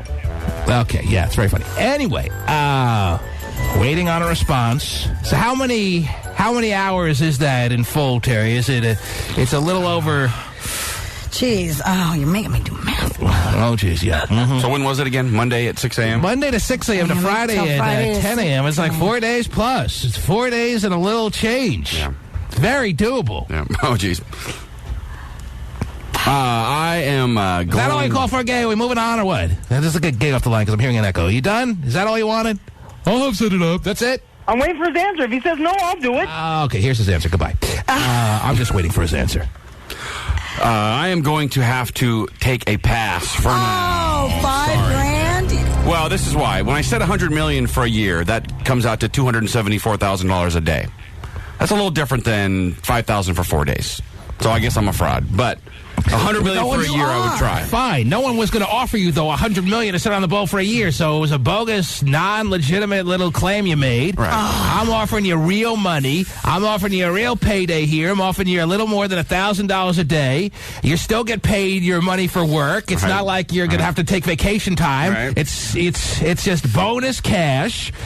Take it or leave it. I'm going to have to leave it, unfortunately. Oh, talking mess. Get K phone operator back on the line. Yep. Yeah, let's see if that happens. Because if Hotshot won't take it, then I'll offer to get. There we go. Because I think Hotshot's thinking I'm going to up my price. And that may happen, but I'm not upping it until we get... Why did I disconnect Gay? Get Gay back on the line. Okay. Someone call Gay. I don't know. Gay, Call back in. he can hear us. calling Gay. Yeah, he's right here. Say hi. Hold on. All right. Hey, Say hello. Gay? Yes, sir? The offer by Hotshot has been turned down. It's been denied. The same offer is now being... Oh, what a webcam experience this would be. Is now being made to you. You can keep your little headset on so you can do your silly little job. You don't have to call in sick for work. You can do whatever you need to do. It really is not offering them, not making them do anything that, as you pointed out, Terry, he doesn't really do on a... He always does on a regular basis anyway. Right. Just sitting around doing nothing. He can have his computer right in front of him. He's got no responsibilities, Actually, you know what? no pets, no spouse. It's a stupid offer for me to give this to Gay phone operator, Terry, because this is the way he lives his life on a daily basis anyway. But he's got to sit on the toilet. That's not comfortable. Right. I mean, he's a big guy. For him. Yes. I mean, his back is going to be killing him. No, my butt's smaller now. I fit just fine. You just can't reach it. But who's going to bring him food and water and such? Drink out of the sink. Bring some Snickers. Bring some... I'm sure Snickers will be coming out. Oh, God. All right, you know what? I'll do it. I don't know anymore. Whoops. Come on. I think you should take it. That's what I think. I know you think that, but I'm going to have to pass. But thank you for the offer. Why are you passing, you big talker? You're the one who said $100 million for a year.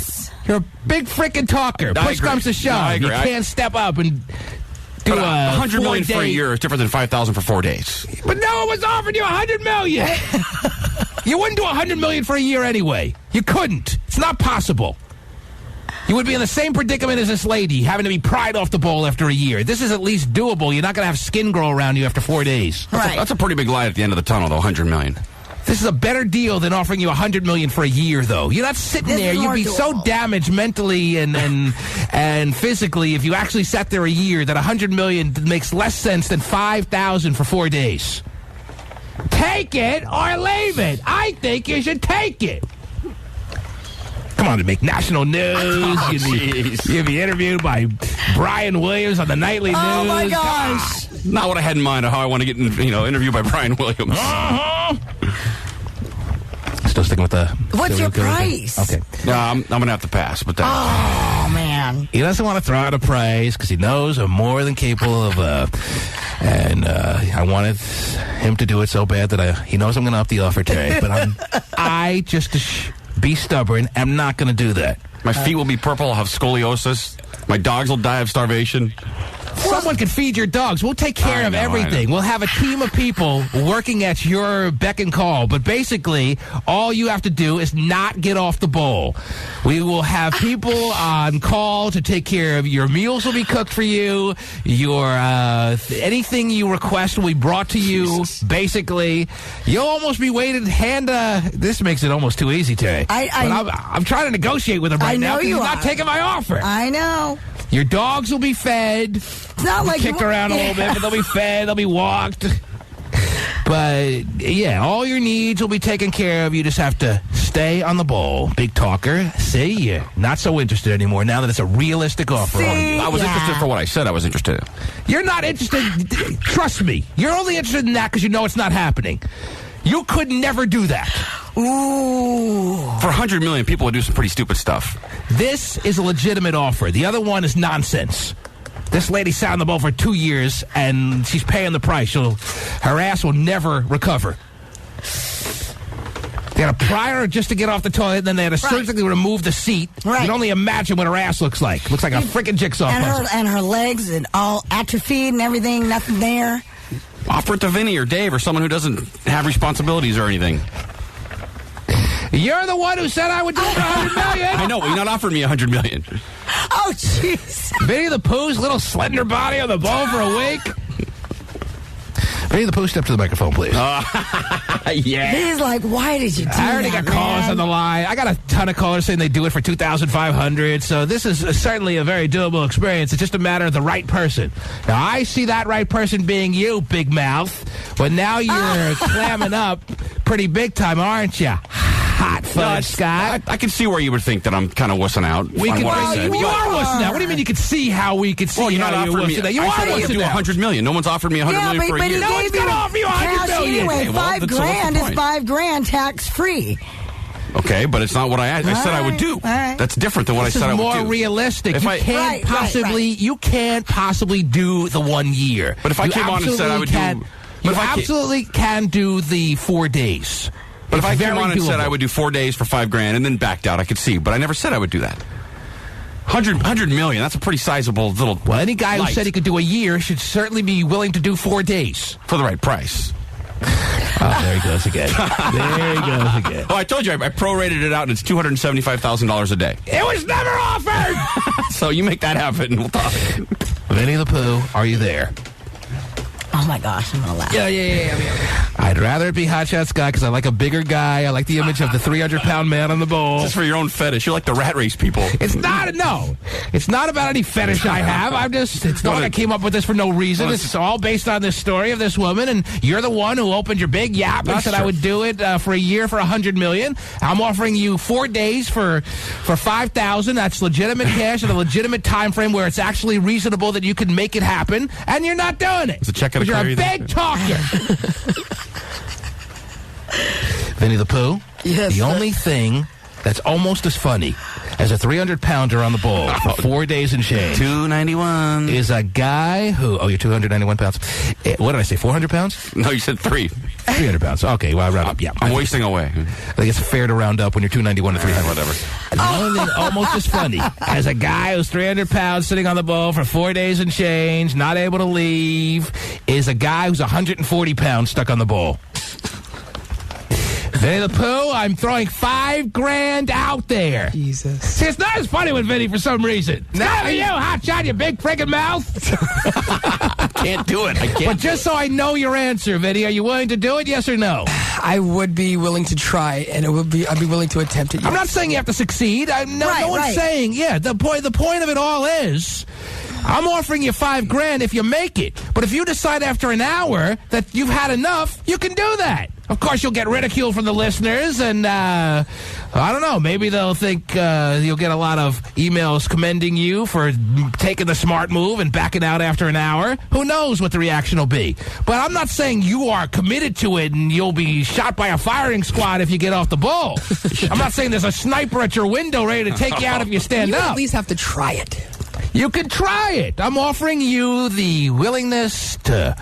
I'm putting the money out there if you're willing to try. The offer stands. I want to know if Vinnie the Pooh is taking it. He said he's willing to try. So I have someone who's accepted the offer, Hotshot. But I'm still wanting it to be you. I know you are. It does not sound... I'm out. I sit there for 20 minutes and I can't walk. I'm not going to do 4 days, 5 days. $6,000.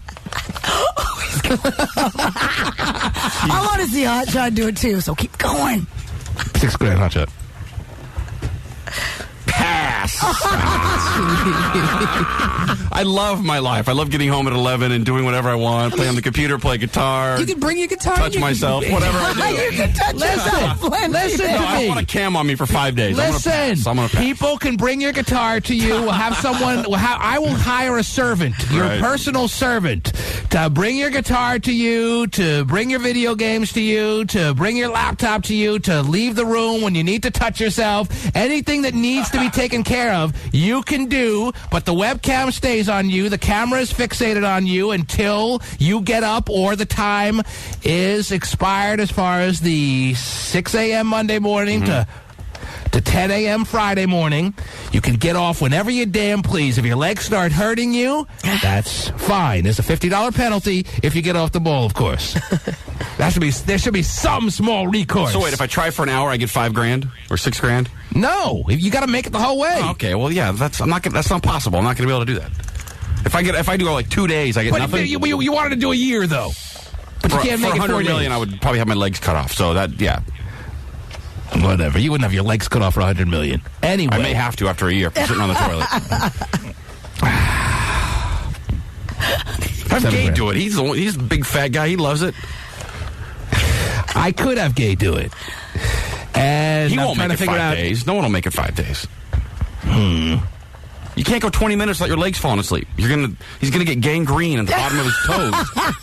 A lady sat on the ball for 2 years. Pamela and Babcock. No money involved. It's gonna come out that it's a fake story and I got duped. That's what's gonna happen. I'm out. So Wednesday at 7 a.m. we're like, this just in. Yeah, the lady. We have video of the lady going to salsa classes. Right. The doctor says you'll die after 48 hours, so that's not a true story. What doctor said that? No, that's probably what'll come out. Oh. All right. Whatever. I do appreciate that. Yeah, I don't want to turn this into a hold your wee for a wee story, but this is the opposite of holding your wee. Oh, I forgot about that. Let your wee go whenever you want. Sitting on the boat for 4 days, you missed out on a good offer. My feet are going to be purple. You can move your feet around. We'll give you a leg extension apparatus. Well, like a little step or something to put you... What's he doing? Talker? I said I Big would. talker? You're the one who started the talk. Hey, Vinnie can't talk. He's taking the offer. Yeah, Vinny's going to give it a good old try. A skinny guy in the bowl is not funny? A skinny guy on the bowl is funny, but not as funny as the 300-pounder on the bowl. I guess. But the whole point is that you don't have to stay there for 4 days. If your legs start hurting, you can get up. Just let us watch you for a while. How about Terry? Terry would be really funny. That would be the absolute best. No, I'm not doing it. I don't know. And I'm not the one who even started. I'm not even the one who started the, talking at all. I'll chip in $100 for Terry. I'll chip in $100 of T's money for Terry. Tiny, you're on the air. I would do it for $5,000 and a website. Well, I got people on the line that would be willing to do it for $2,500, Tiny. I got Vinnie the Pooh that would do it for $5,000, and he's been, part of our day-to-day work experience for the past few years. I would have to offer it to him before you. I'm 300 pounds, though. Well, not really. 241, but close damn enough. You're only 241? Yep. I'm down to 241. What were you at your heaviest, Tiny? 397. 397. Well, if you were still I'm trying to start a business. I could use 5,000. A lot of people could use $5,000 for a lot of reasons. If you were still $397, that would make it a lot more interesting to me. But you had to go and lose the weight. I had to. Health. All right. Plus, I ate a little better than gay. Let me ask you this, Hotshot. Oh, geez. For some reason. Is there a price that we're closing in on that would make you say, yes, I will do this? I don't think so. Yeah. There's no price. Not that you're closing in on. Wow. He done closed and slammed the door for me. Tiny's in. Vinny's in. Gay's in. And yet I want Hotshot. You want what you can't have, that's all. If I said, oh, yeah, I'm in, I'll do it tomorrow. Well, I don't know, maybe $2,000. That's how that would go. Tiny, thank you for your call. I'll let you know. I'll let you know, sir. I'll let you know, yes. Terry, you looking at the pictures of Governor Spitz's hoe or what? Oh, yeah. You got them up right now? I do. I'm on our little MySpace. Thanks again, ladies and gentlemen, as Hotshot contemplates, I'm still not taking his no as a final answer. While that thought process continues to go on, you can take a look at the newly released MySpace page of the high-class hooker that Elliot Spitzer, the man who stepped up to the podium with a face full of shame, with his wife at his side yet again, and announced his resignation as far as being the governor of the state of New York, the number one law enforcer in all of New York State, was seeing high-class hookers left and right on the side of his 20-year some-odd marriage, Terry, and the profile of the hooker known as Kristen. Yes. Is on the tmanshow.com. Oh, yeah, I'm reading all about Ashley Alexandra Dupree. That is her screen name as far as her MySpace profile, Ashley Alexandra Dupree. Yeah.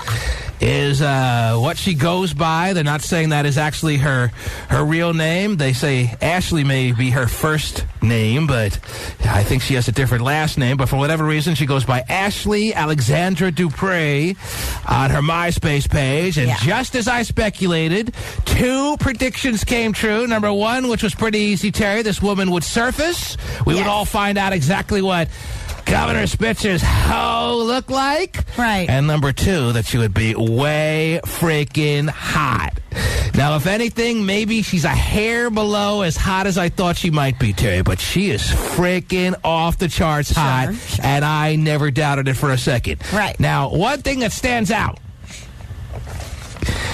I'm sick and tired of so many of these MySpace profiles that women are making up for themselves, having these just got out of bed, no makeup shots, these pictures in there, and you need a password. You can get on her front page by clicking on the link on the tmanshow.com, but you're going to need a MySpace password. I'm assuming everyone has a MySpace profile of their own, so just punch in your own password and you can see the rest of her pictures. If you do that and you look at all her pictures, she's got a couple of pictures. I mean, she couldn't look any hotter on the boat. You see the picture where she's in the Caribbean, Terry, on the boat? Yes. We can put her pictures on the website if you want. I would pay $5,000. I would. My gosh, what a bargain. She looks so friggin' hot on that boat. There's no doubt about it. But why do all these girls, Terry, why do they got to put these pictures to show that they're so comfortable with the way they look when they just got out of bed? Why do all these girls have to put these pictures of themselves with no makeup on their MySpace profile? We want glam shots and only glam shots. Keep your no makeup pictures to yourself. Nobody cares how confident and how you look. Nobody cares how confident you are in that, Terry. Well, you know, it's gotta stop. Why do girls I love do her that, passed Terry? out picture, personally. Yeah, that looks hot. She's got makeup on there. She's passed out at like some club or something. That's one of the pictures. She looks way hot. The picture where she's holding up the little deuce to the sky, Terry, the little peace sign. Yep. She looks way hot. The Vegas 2006 picture, she looks way hot. The picture that's her main screen page picture, she looks really. She's got a little versatile look because she looks like almost a different woman in that picture, Terry. But she looks hot. She looks like almost a little raunchy hot to me there. And then the 2 pictures of her on the boat. I mean, yeah, and then you have the picture of her, the very last picture with her little sunglasses on. Yeah, that also looks like it's on a boat. I mean, how hot does she look there? My gosh. But why? Answer me that question. You know what? I'm up against a heartbreak. Okay. Think about it during the break. And give me a reasonable answer. on why I see it time and time again. Give us glam shots and only glam shots. No one's impressed with your just out of bed pictures, even though, you know what, she probably looks better than 99% of the women who do look decent without makeup on. But even with that said, she doesn't look as good, and I don't need to see it. I'm sick of it. I don't know what message is trying to be sent. And I want you to explain to me why it's running rampant. There's so many women who put these non-makeup, just out of bed pictures on their profiles. You explain that to me right after these words. The T-Man Show. I got a dude who's sitting on hold who says he'd sit on the bowl from Monday at 6 till Friday at 10 for an Xbox 360 hotshot. Wow. So you're really not in a great negotiating spot right now. I think you found your guy. $8,000. $8,000. Take it or leave it.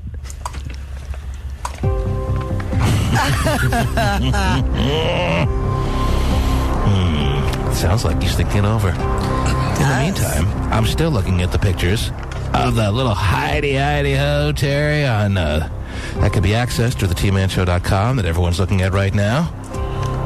Now, when you look at these pictures, do you remember, do you remind yourself, are you able to realize that this woman is only 5'5", 105 pounds? I know. Because that's what she is. Yes. That's been confirmed. Looking at these pictures, she doesn't look like she's 105 pounds. This is a tiny little girl, and yet she looks like the size of her face looks kind of big. She's got a big face. Yes. I can handle that, though, Terry. I'm fine with the petite girls. Man. Hotshot, have you come to a conclusion yet? $8,000 is the last and final offer. All right, $9,000. No, $8,000. $7,000. What do you say? Pass. Not saying anything. No. He's got to pass. Yeah, you're still on hold. You're still willing to do this? If I need to turn to you, Gay?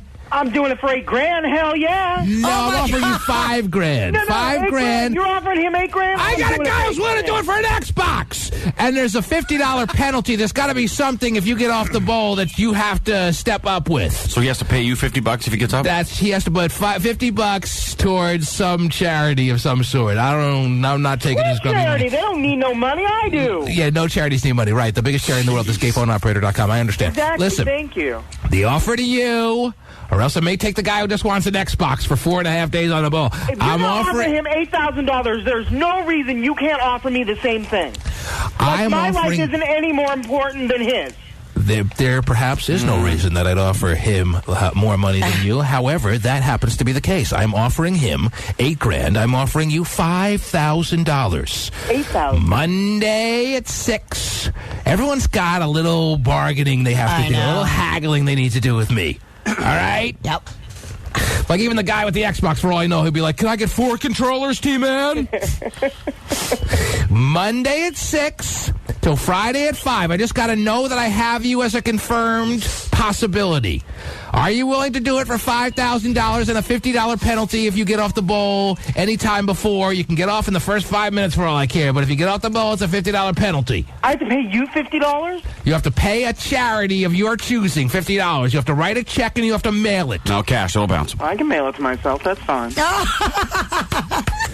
You have to give $50 to the first listener. You have to hand it to us, and we will give it away to the first listener. The point is, you're $50 in the hole, Otis, if you get off the bowl. Do I have you? I just need to know if I have you confirmed or not. I don't have $50 to give. Why do you think I'm willing to sit on the crapper for a week?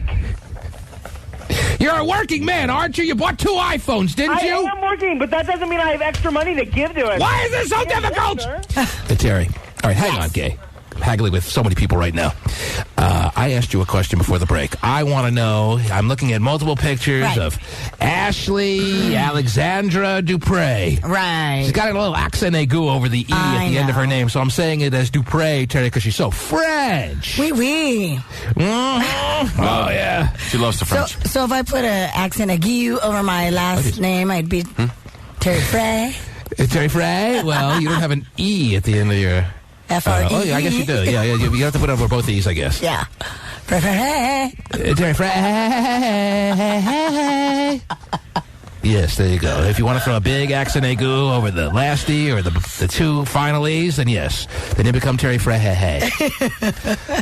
But I just want to know, she's got a ton of pictures that make her look so freaking hot of her on the boats and her in her little bikini, and her body couldn't look any better, and her boobs look real. And right. She just looks exactly what you'd want out of a high-class host. She doesn't look overly raunchy by any means. She looks almost like the girl next door kind of look, who just needs to make her nice little Manhattan apartment rent payment every month. And and she does. Just wants to keep it on the DL, that she's hooking on the side and for big cash.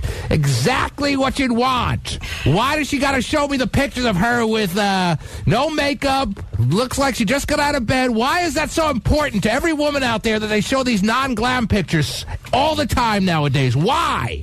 Do you want my answer now? I'm not impressed. Yes, I want your answer. That's what I'm waiting on. Are you going to let me tell you all the way through? Are you going to? Of course. The floor is yours. I never interrupt anyone on this program. Terry, ask anybody. Go ahead. Right.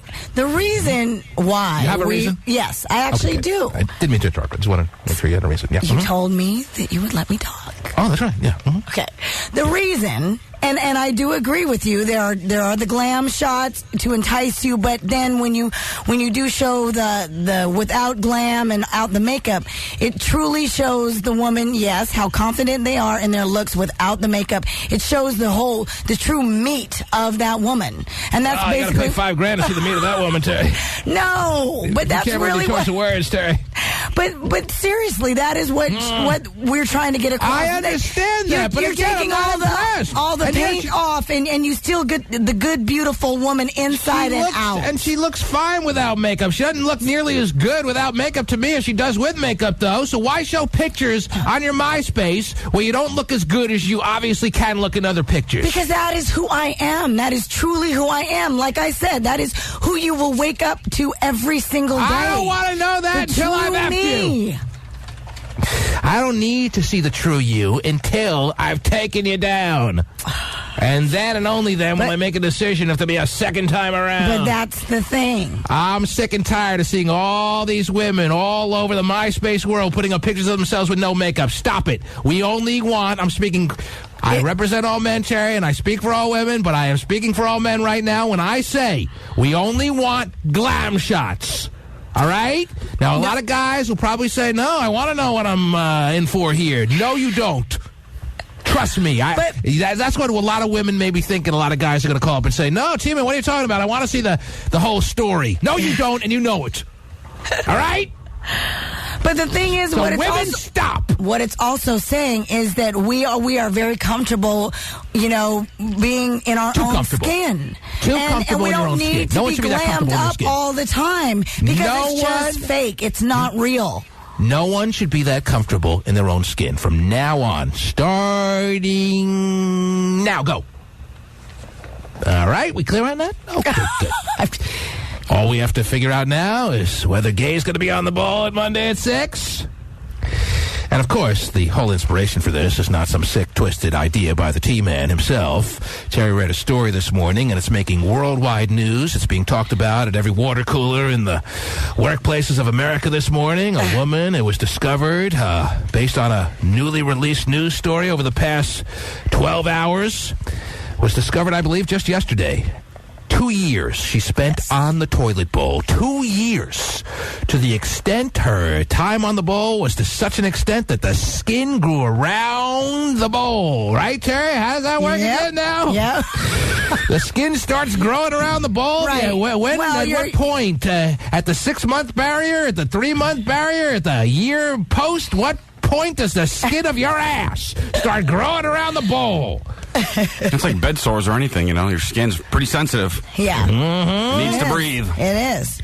Well, I'm going to take a lot of calls at the 9 o'clock hour. 1-866-663-T-Man. Oh, so many topics to talk about.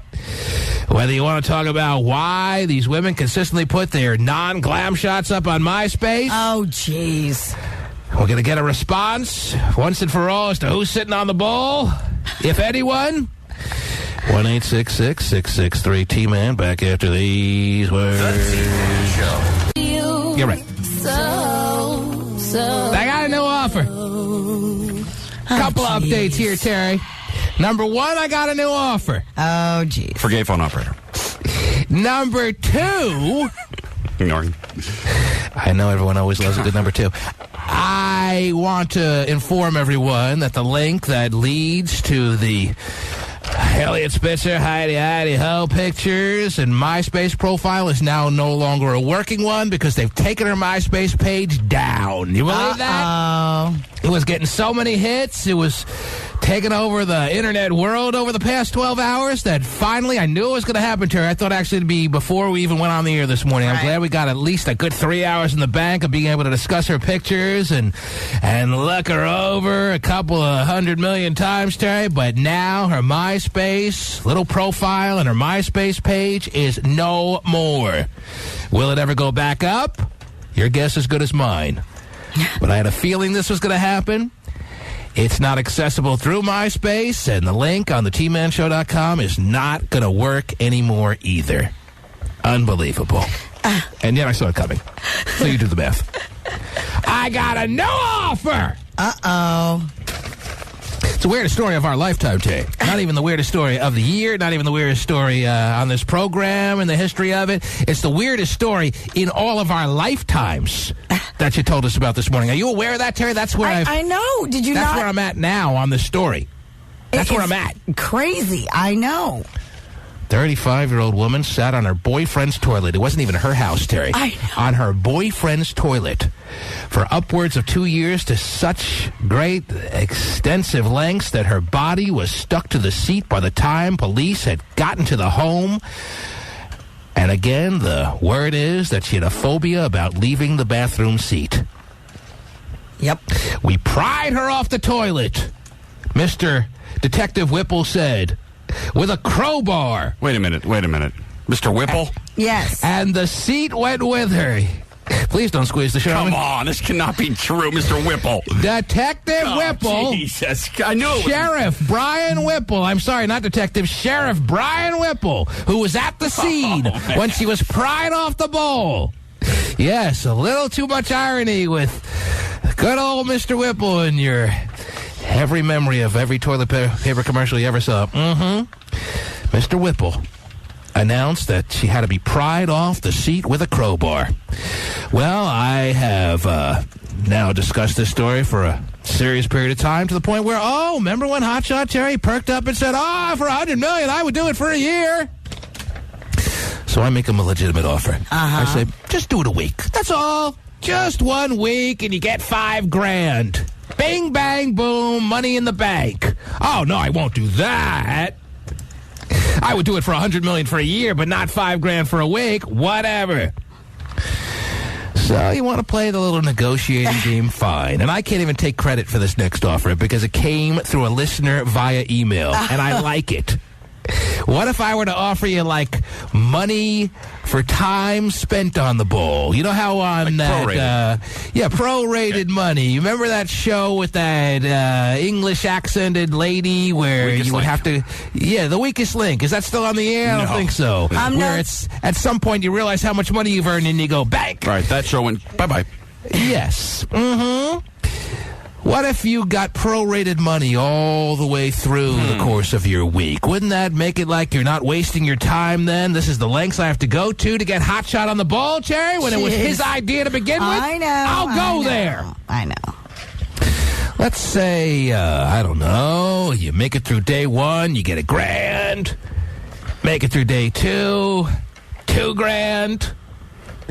And then, of course, I've already thrown out there that if he makes it the whole way through the week, Terry, I will give him now $8,000. But doesn't it seem like it's a really good offer I'm making now, Terry, when it was his idea to begin with? I just want to see him on the bowl on camera, Terry. Doesn't get any funnier than that. Doesn't it seem like I'm now bending over backwards by offering him money in the bank for time spent, time served? Because I'm not going any higher than this. I know I've said a number of times this is my final offer, but this is where it ends. You can forget it after this point. So don't answer now. You think about it. You think it over. Time served. I'll tell you what, even make it through the first 4 hours of the first show, I'll give you $500. Oh, my God. $500. Just basically all you have to do is stay at home on Monday. You don't have to leave your house. You can just sit on your bowl. We'll have the camera ready for you.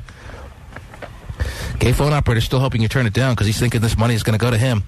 And I have a new offer for him. I'll give him the $8,000 that he's looking for, Terry. But the servant that gets him all the things like food and water and the nourishment he'll need to make it all that time on the bowl, and he doesn't get the prorated money, Terry.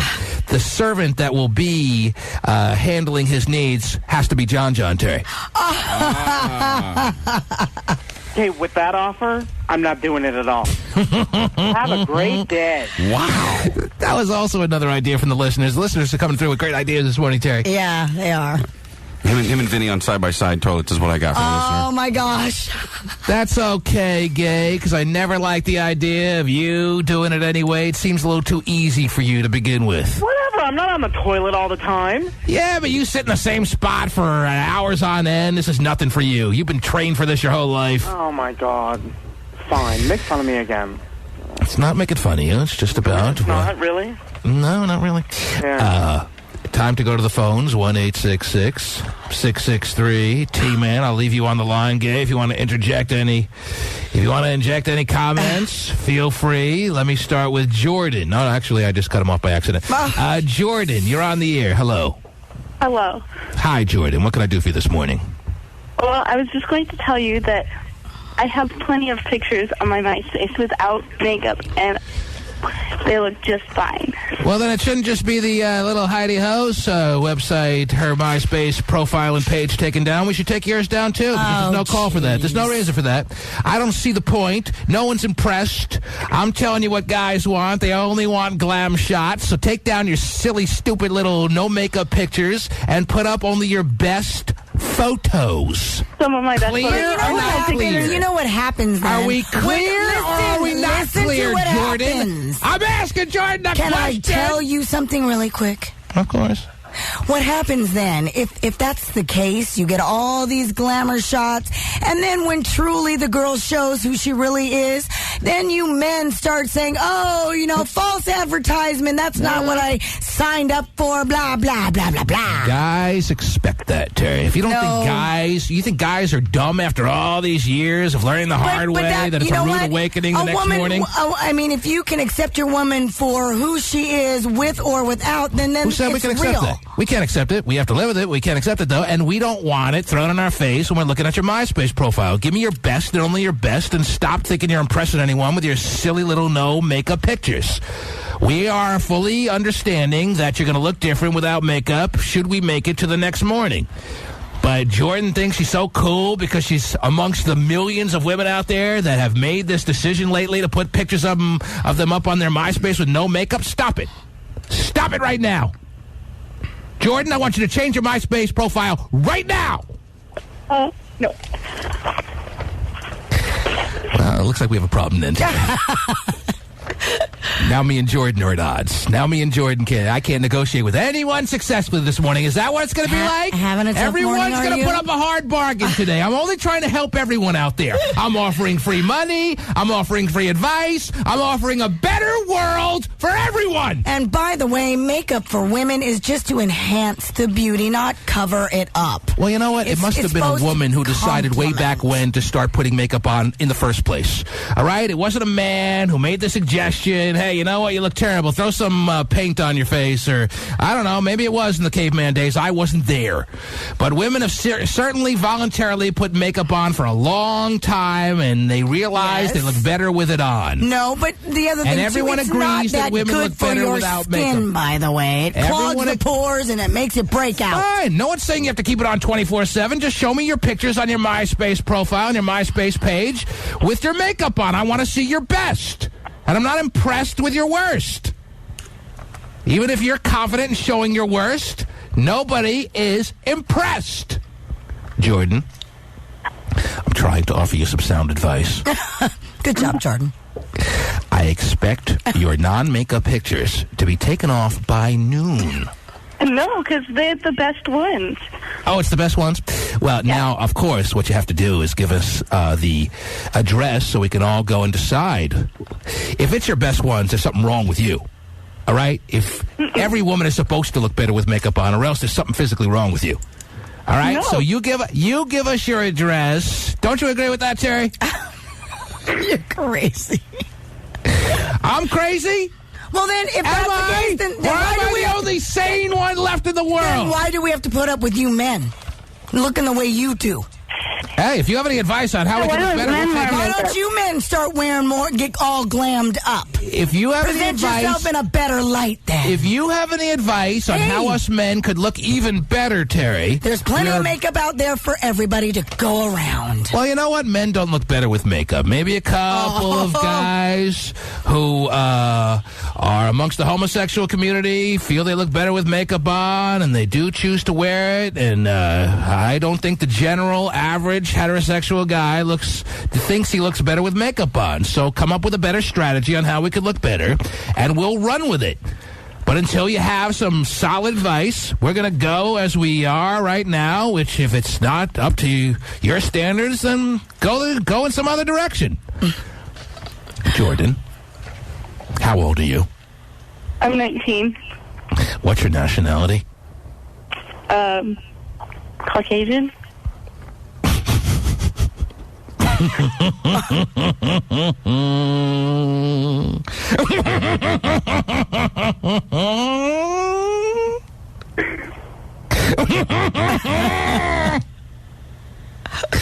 Jordan, have those pictures of you without makeup on down by noon, please. You're fine, Jordan. Do yourself a favor. Would you please? I'm going to keep them. Jordan, can you please now give us all, at this time, we're all waiting with a pen. Would you please all give us your web address that leads us to your MySpace page? I have a pen, I'm ready. I don't know that one. What's that? I don't know that. You don't know your own address? No, All right, how do we search for you? What keywords can we throw in the search area of MySpace so we can all look at these unbelievable-looking pictures of you without makeup that supersede the looks of her with makeup, Terry? The white girl looks better without makeup, Terry. Go ahead, Jordan. Give us a keyword that we could hunt you down. Jordan Putcher. Jordan what? Putcher. Putcher what? Where? Stop. Like put your shoes on. Not what I was thinking, but all right. And how do you spell Putcher? P-U-T-S-C-H-E-R. P-U-T-S-C-H-E-R? Yes. Putcher. And is that what's your screen name, though? Chill Burrito. Oh, jeez. Chill Burrito? Chill. C-H-I-L-L. Yeah, that's what I said. Chill Burrito. Yes. So if we put Chill Burrito in the screen name search area, we'll find you immediately, or is there's like 1,900 Chill Burritos out there? You should find it instantly. Terry, you're closer to the computer than I am. Are you putting Chill Burrito in your little search area or what? Because she looks so much better without makeup that I can't wait to hear your analysis. Chill Burrito. Have you found her? I have. And there's only one offering under Chill Burrito, Terry, so you know it's her, you know it's Jordan? Yes. It's a 19-year-old? Yes. Are you looking at her pictures? Hold on. Of course, Terry's by the computer and I'm not, so she'll, of course, be very lenient on any analysis that she's now going to make, thankfully for you, Jordan. Terry, she has made the ridiculous claim that being a white girl, she looks better without makeup than she does with makeup on. Now, as preposterous as obviously that is, would you like to inform her in a delicate fashion that that is not the case and she needs to take those pictures down and do her the favor that I'm trying to do it right now, or what? I again think she's fine. I mean, I don't have a problem with her keeping her non-made-up self. Terry sounds shell-shocked. Do you hear that, Jordan? She's staring at your pictures right now, and she sounds like she's in a state of shock. Throw a blanket over her. No, I'm clicking on her photos, and it's saying invalid friend ID. So. Oh, okay, so you can't even see them. So whatever. No, all right, Chill Burrito. Listen, you do what you want. Just trying to help, all right? Okay. Take care, Jordan. Thanks. Chill Burrito? I don't really get that. These white girls are weird. I'm Chill Burrito. That's so funny. She loves to play ball, read, listen to music, and hang with friends. Oh, hanging with friends. Oh, I got so many women waiting on the line that want to tell me about their no makeup pictures on MySpace, Terry, like I wasn't aware. Didn't I start the whole conversation by saying there are millions of girls who are doing this? I'm just saying it needs to stop. Jennifer, you're on the air. Hello. Hello. Okay, I just have to say one thing, that I do have a no makeup picture on MySpace, but Down by noon. Oh, Jesus. Yeah, go ahead. But the thing about it is that for the guys who want the glamour shots, if you do have glamour shots on there, they'll just go on there and say, "Oh, baby, you look so good." Like, us girls don't want that. They get all creepy, huh? You want to be told how bad you look. I understand. Yeah. No, that's why you put the ugly pictures of yourself up there.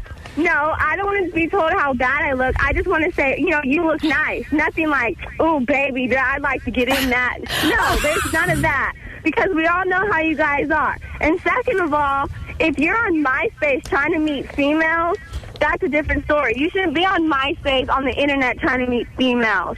Listen, chill burrito part duh. I will tell you right now, first off, you don't know what you want. You love when guys are all drooling through what they're writing back to you on MySpace. Don't pretend for a second like you don't.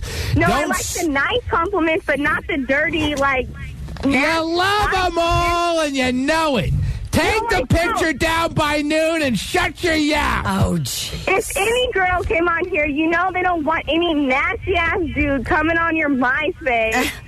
Okay, talking about, "Oh, baby, you look so good." No, a nice compliment is good, but you don't go on MySpace to meet guys. So glam shots and only glam shots. End of story. Oh. Take my word for it. Do yourself a favor. Where are you right now? What are you doing today? I have to go to school. But wait a minute. I'm not done talking because that's besides the point. Whoa. Oh, you're done talking. You just don't know yet. What school do you go to? Huh? What school do you go to? Contra Costa. Do you have the guts to go to school today with no makeup on? Yes, just to let you know, I'm in my pajamas. I had an 8 o'clock class, and I walked out of bed and went to school. A lot of people do it. It doesn't matter what you look like, and it does. I'm in the public. That's a different story. But I don't go on MySpace to try to meet guys. So why do I care what I look like? Because I'm on there with my friends, not to meet guys. So I don't give a crap what any of these guys think about my glamour shots or what they think about my pictures with no makeup. She's going off. She's telling me, Terry. Yeah. She's putting me in my place. She's telling me the way it is. Right? Yes. Oh, you've convinced me. You're not on MySpace to be even trying to meet any man whatsoever. I believe it. It's just for you and your friends to have a cozy little spot to exchange little thoughts and ideas and jokes and interests and so on and so on and so on. Blah, blah, blah. Jennifer. Yeah. You don't have to go to school today because I'm going to give you the best lesson of the day. You don't know what you're wanting from day to day. I know more what you want and what you're more about than you do. All right? If you're going to sit there and try to tell me that you're not interested in having any guys email you, then I am going to call you a liar. I'm sorry. No, all right? If they're dogs, I don't want them emailing me. So if they're dogs now. Okay, I got it. See, I understand. She only wants the good guys, Terry. She's made that very clear, and she's very able to, unlike every other girl out there, to easily decipher between the dogs of the world and the good guys. Whatever. She must have cornered the market on this particular bit of knowledge when all other women can't figure out the dogs from the good guys in the first or second or 15th get-together. Oh, jeez. She wants all comers. And the day that her MySpace interest dries up, she'll be making drastic changes to her MySpace profile. I can guarantee you that. The day that she stops getting emails from random guys on a regular basis, she'll make some major alterations to her MySpace page. I can guarantee you that. So don't sit out there getting ready to go to school in your freaking PJs and tell me that you don't want any guys emailing you. You liar! Pants on fire! And girls don't know what they want. Oh, jeez. But thankfully, I'm here to tell them what they're thinking. What a savior. Prorated money. Now, wait a minute. Now $8,000 at the end of the 5-day work week. $500 immediately banked when the first 4 hours are complete. Make it from 6 to 10 a.m. Call it a vacation day. That's a paid one. A paid vacation day where, yes, we'll have a camera set up for you. Hop, Scott. Sit on the bowl from 6 to 10. We'll have a servant, not John, a professional kind of trained housekeeper type sent to your home to cater to your needs. $500 immediately banked upon the completion of Monday morning show. 24 hours, $1,000. And we'll come up with a written out sliding scale on the prorated money. I'm making you a very sound offer. It's the final offer. I can only go so far. I can only be taken advantage of so much here. I know what you mean. I'm going to ask for your final response on this. Are you talking to me? I am talking to you. Okay. Because I could take, you people out there will think I'm ridiculous that there are listeners, well, as I said, willing to do it for 5 days, no prorated money for an Xbox 360. I got gay phone operator who I could talk down to nothing, basically. I know it. I got Tiny making offers. I got everyone. And yet, I want you, hotshot. Oh, I'll see you at the bathhouse this weekend.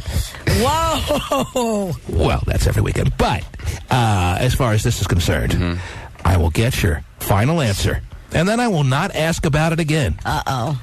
I don't know if that's true. Right at the end of this break. The T-Man Show. Hope you're ready for the next episode. Hey. Smoke every day? Oh, never mind. Okay.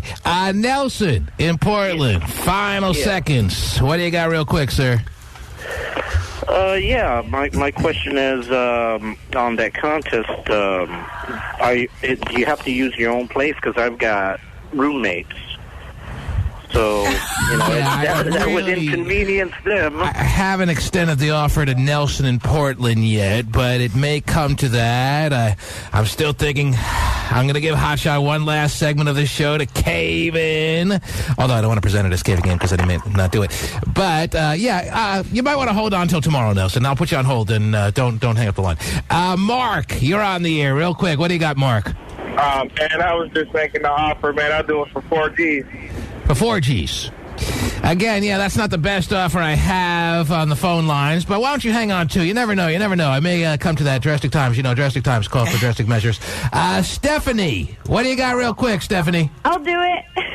Wow. How much? And I have spring break coming up, too, so... Oh, perfect timing. Yeah. How much are you willing to take my offer for? What'd you offer? Wow. Oh, doesn't even know. I offered a bumper sticker for a week's worth of time on the bowl. They're very valuable, don't you know? Yeah, think it over. Hang on the line. David, Sunnyvale, real quick, what do you got? What's up? Yo, T-Man, I'll do it for 4,000, son. 4,000, and he calls me son, which is always very high and complimentary as far as my interpretation. Hang on, David. Hang in there, all right? Yeah. Are you hearing? Are you getting a sense? Have I given you an indication of the fact that I don't need you here? Do you realize that? Do you realize the extent to which the listeners are hoping that you stick to your guns here and you don't do just a week for $8,000? I got people doing it for 4. I got people doing it for an Xbox. I got people doing it for a bumper sticker. I got people willing to do it for a song. Which song? That makes a difference. I'm going to give you... It is the last segment of this morning's program. This offer will not be readdressed tomorrow because you know how my attention span is and you know how my overall just state of mind is. I don't really remember things from day to day. I can't help but be fascinated by the story that Terry Free brought to my attention this morning, and I will not ever forget this one, Terry. Yeah. As I have said, and I am not wavering on it, this is the most freaky, wacky story you've ever read on the air. I know. And I know it's unbelievable. I even went to, certain websites to see if it could be dispelled as, just not a true story, but like I a can't. Hoax? Yeah, can't. It's a true story. One of the Terry, I haven't heard you mention Terry Cam. I'm glad you sat all the way through the morning on Terry Cam. Crazy. I know you were thinking of doing the big protest. Oh, I was going to go right to gay phone operators' little stick cam.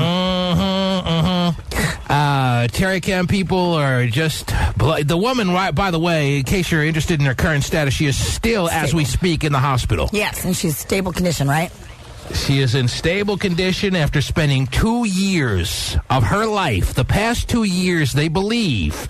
That's what her boyfriend and her have confirmed, and they have no reason based on her physical current status to believe that it's any kind of hoax based on the time frame. 2 years she's been sitting on a toilet bowl.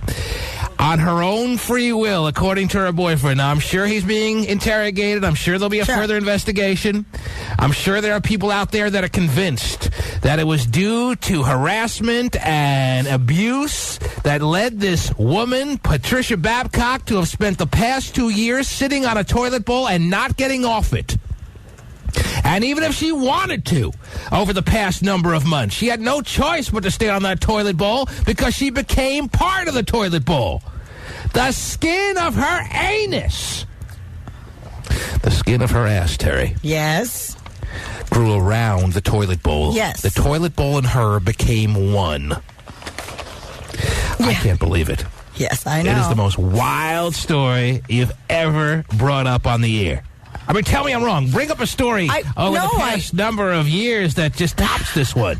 There is none as of yet. Now, but seriously, we have read some really bizarre, from different lands, different countries that seem unbelievable. But this definitely takes the cake. And this comes from Florida? Oh, it's the freakiest Kansas. stories. Oh, Kansas? Yes.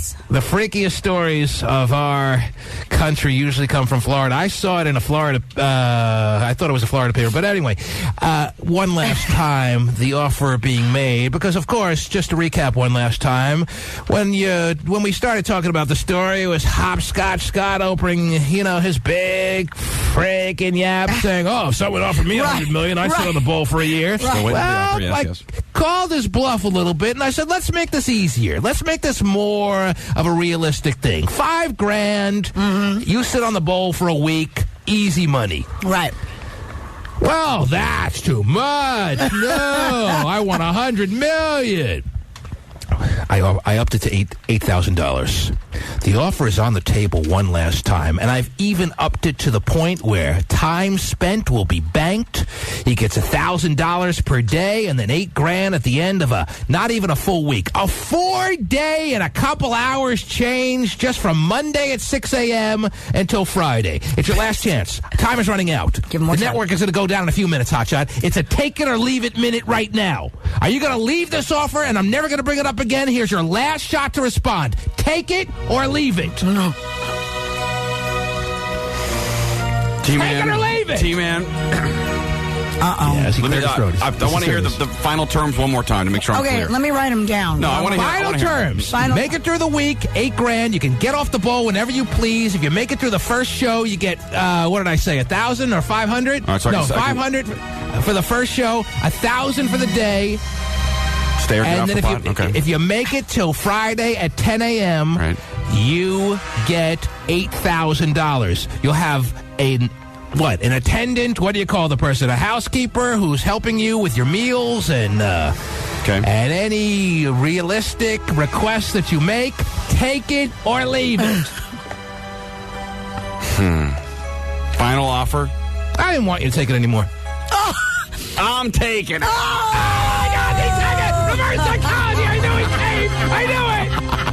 You're taking it? Are you serious? I'm going to try. Taking it. I'm going to try. $8,000. That's a lot of money. That is. I'm going to give it a try. Somebody was offering she'd do it for free if she could get a date with Vinnie. Wow. Yeah, that I don't want. All right, so let me see if I got it. Monday morning, you stay home. Monday morning, we have a camera set up in your bathroom. Yes. Oh, well, you don't even have to get on at 6 a.m. I'll make it easier because we have to, have the moment where you actually do your first initial sitting on the bowl. We have to have the inaugural sit on the bowl moment, or I'll make it around 6:15, 6:30 Monday morning. The big Monday morning, you drop trowel, you sit on the bowl around 6:15, 6:30, and you stay on as long as you can. It's a deal? I'm in. Oh, my gosh. No way. Gentlemen. Bring your checkbook. Oh, this is the most overhyped thing in the history of the world, ladies and gentlemen, but I'm loving it. Ladies and gentlemen, on Monday morning. And you know, some radio station's going to rip us off and steal this idea now and start it tomorrow, but you'll all know it was the key man's wacky mind that came up with this offer first. But I'm going to give you until Monday morning, hotshot, so we can get everything set up and we can get you mentally prepared, and we'll all be able to watch starting Monday morning. It'll be Big Toilet Brother. It'll be hop, scotch. Scott, you're gonna need some scotch to get through this week. Now we got to make predictions because Terry, first sign of any knee joint pain, he's probably gonna bail. Yeah. All right, we'll talk about it tomorrow. Yeah. All right, you accepted the offer though. Banked you can't go money back though. now. Banked money, right? Banked money. You banked money. Banked money, but you can't go back now. You don't get any bank money. I'm in. Bank money, you got to make it at least 4 I want the hours. $8,000, so I'm not worried about the bank money. I made it so easy on him, Terry. Well, I don't know about He's that. all thinking about the bank money now. All right, yeah, bank money. I'm not going back on my word. People are bank ready to money. take But bets. people will be I'm getting texts from people saying $8,000's a lot of money, dude. The $8,000 that's the prize. Well, and I'm getting, Terry Cam chatters are like, definitely let's take bets on this, see how long he'll last. Oh, by the way, you have to eat the Mexican buffet on Sunday night. That's part of the deal. No, that's the legitimate part of the deal. You have to have a huge Mexican buffet dinner on Sunday night, and I'll be there with you. All right? Sounds good. Yes. And there'll be an audio and video link on the tmanshow.com starting on Monday to watch Big Toilet Brother. It's a scotch. Trying to make it happen as long as he can. If a woman could sit there for 2 years voluntarily and not get a penny out of it. She got nothing. How are you going to disgrace yourself by getting up from the bowl after 2 hours? That's kind of what I was thinking. I mean, if she can do 2 years for free. If she could do 2 years because of some mental illness she has or some abusive boyfriend, you can show her that you're with her in spirit by staying on for a week and getting paid. You should give the money to charity. You better not make it the full week. I don't want to write you an $8,000 check. No, I don't know what I want, Terry. Yeah, what do you want? I don't know what I want. Tell me what you don't want. I just wanted to see you on the bowl on camera. So we're going to set it up. He's going to have, be clothed. See, now he finally says he'll do it, and we're out of time, Terry. We can't even discuss this. You see how he put us through the ringer on this? Why does he have to be so difficult? So we're out of time. Crap cam will be set up in his house, and Monday morning he's going to give it a go. He's going to give it a whirl. Oh, my gosh. You don't have to go to work. You don't have to drive into the station on Monday morning. We offered you such a good deal, man. Good for you. 4 hours, though. That's tougher than you might think. You can't do anything for 4 hours. You can't even sleep for 4 hours. All right, well, you're going to go 5 days. Anyway, we will give you all the details as they start coming in. Crap cam in the works. Okay, I think I want to go back on it. You're not going back on it. No, seriously, you're not going back on it now. All right, you can't go back on it. I'm in. All right, good. My wife's going to hate me.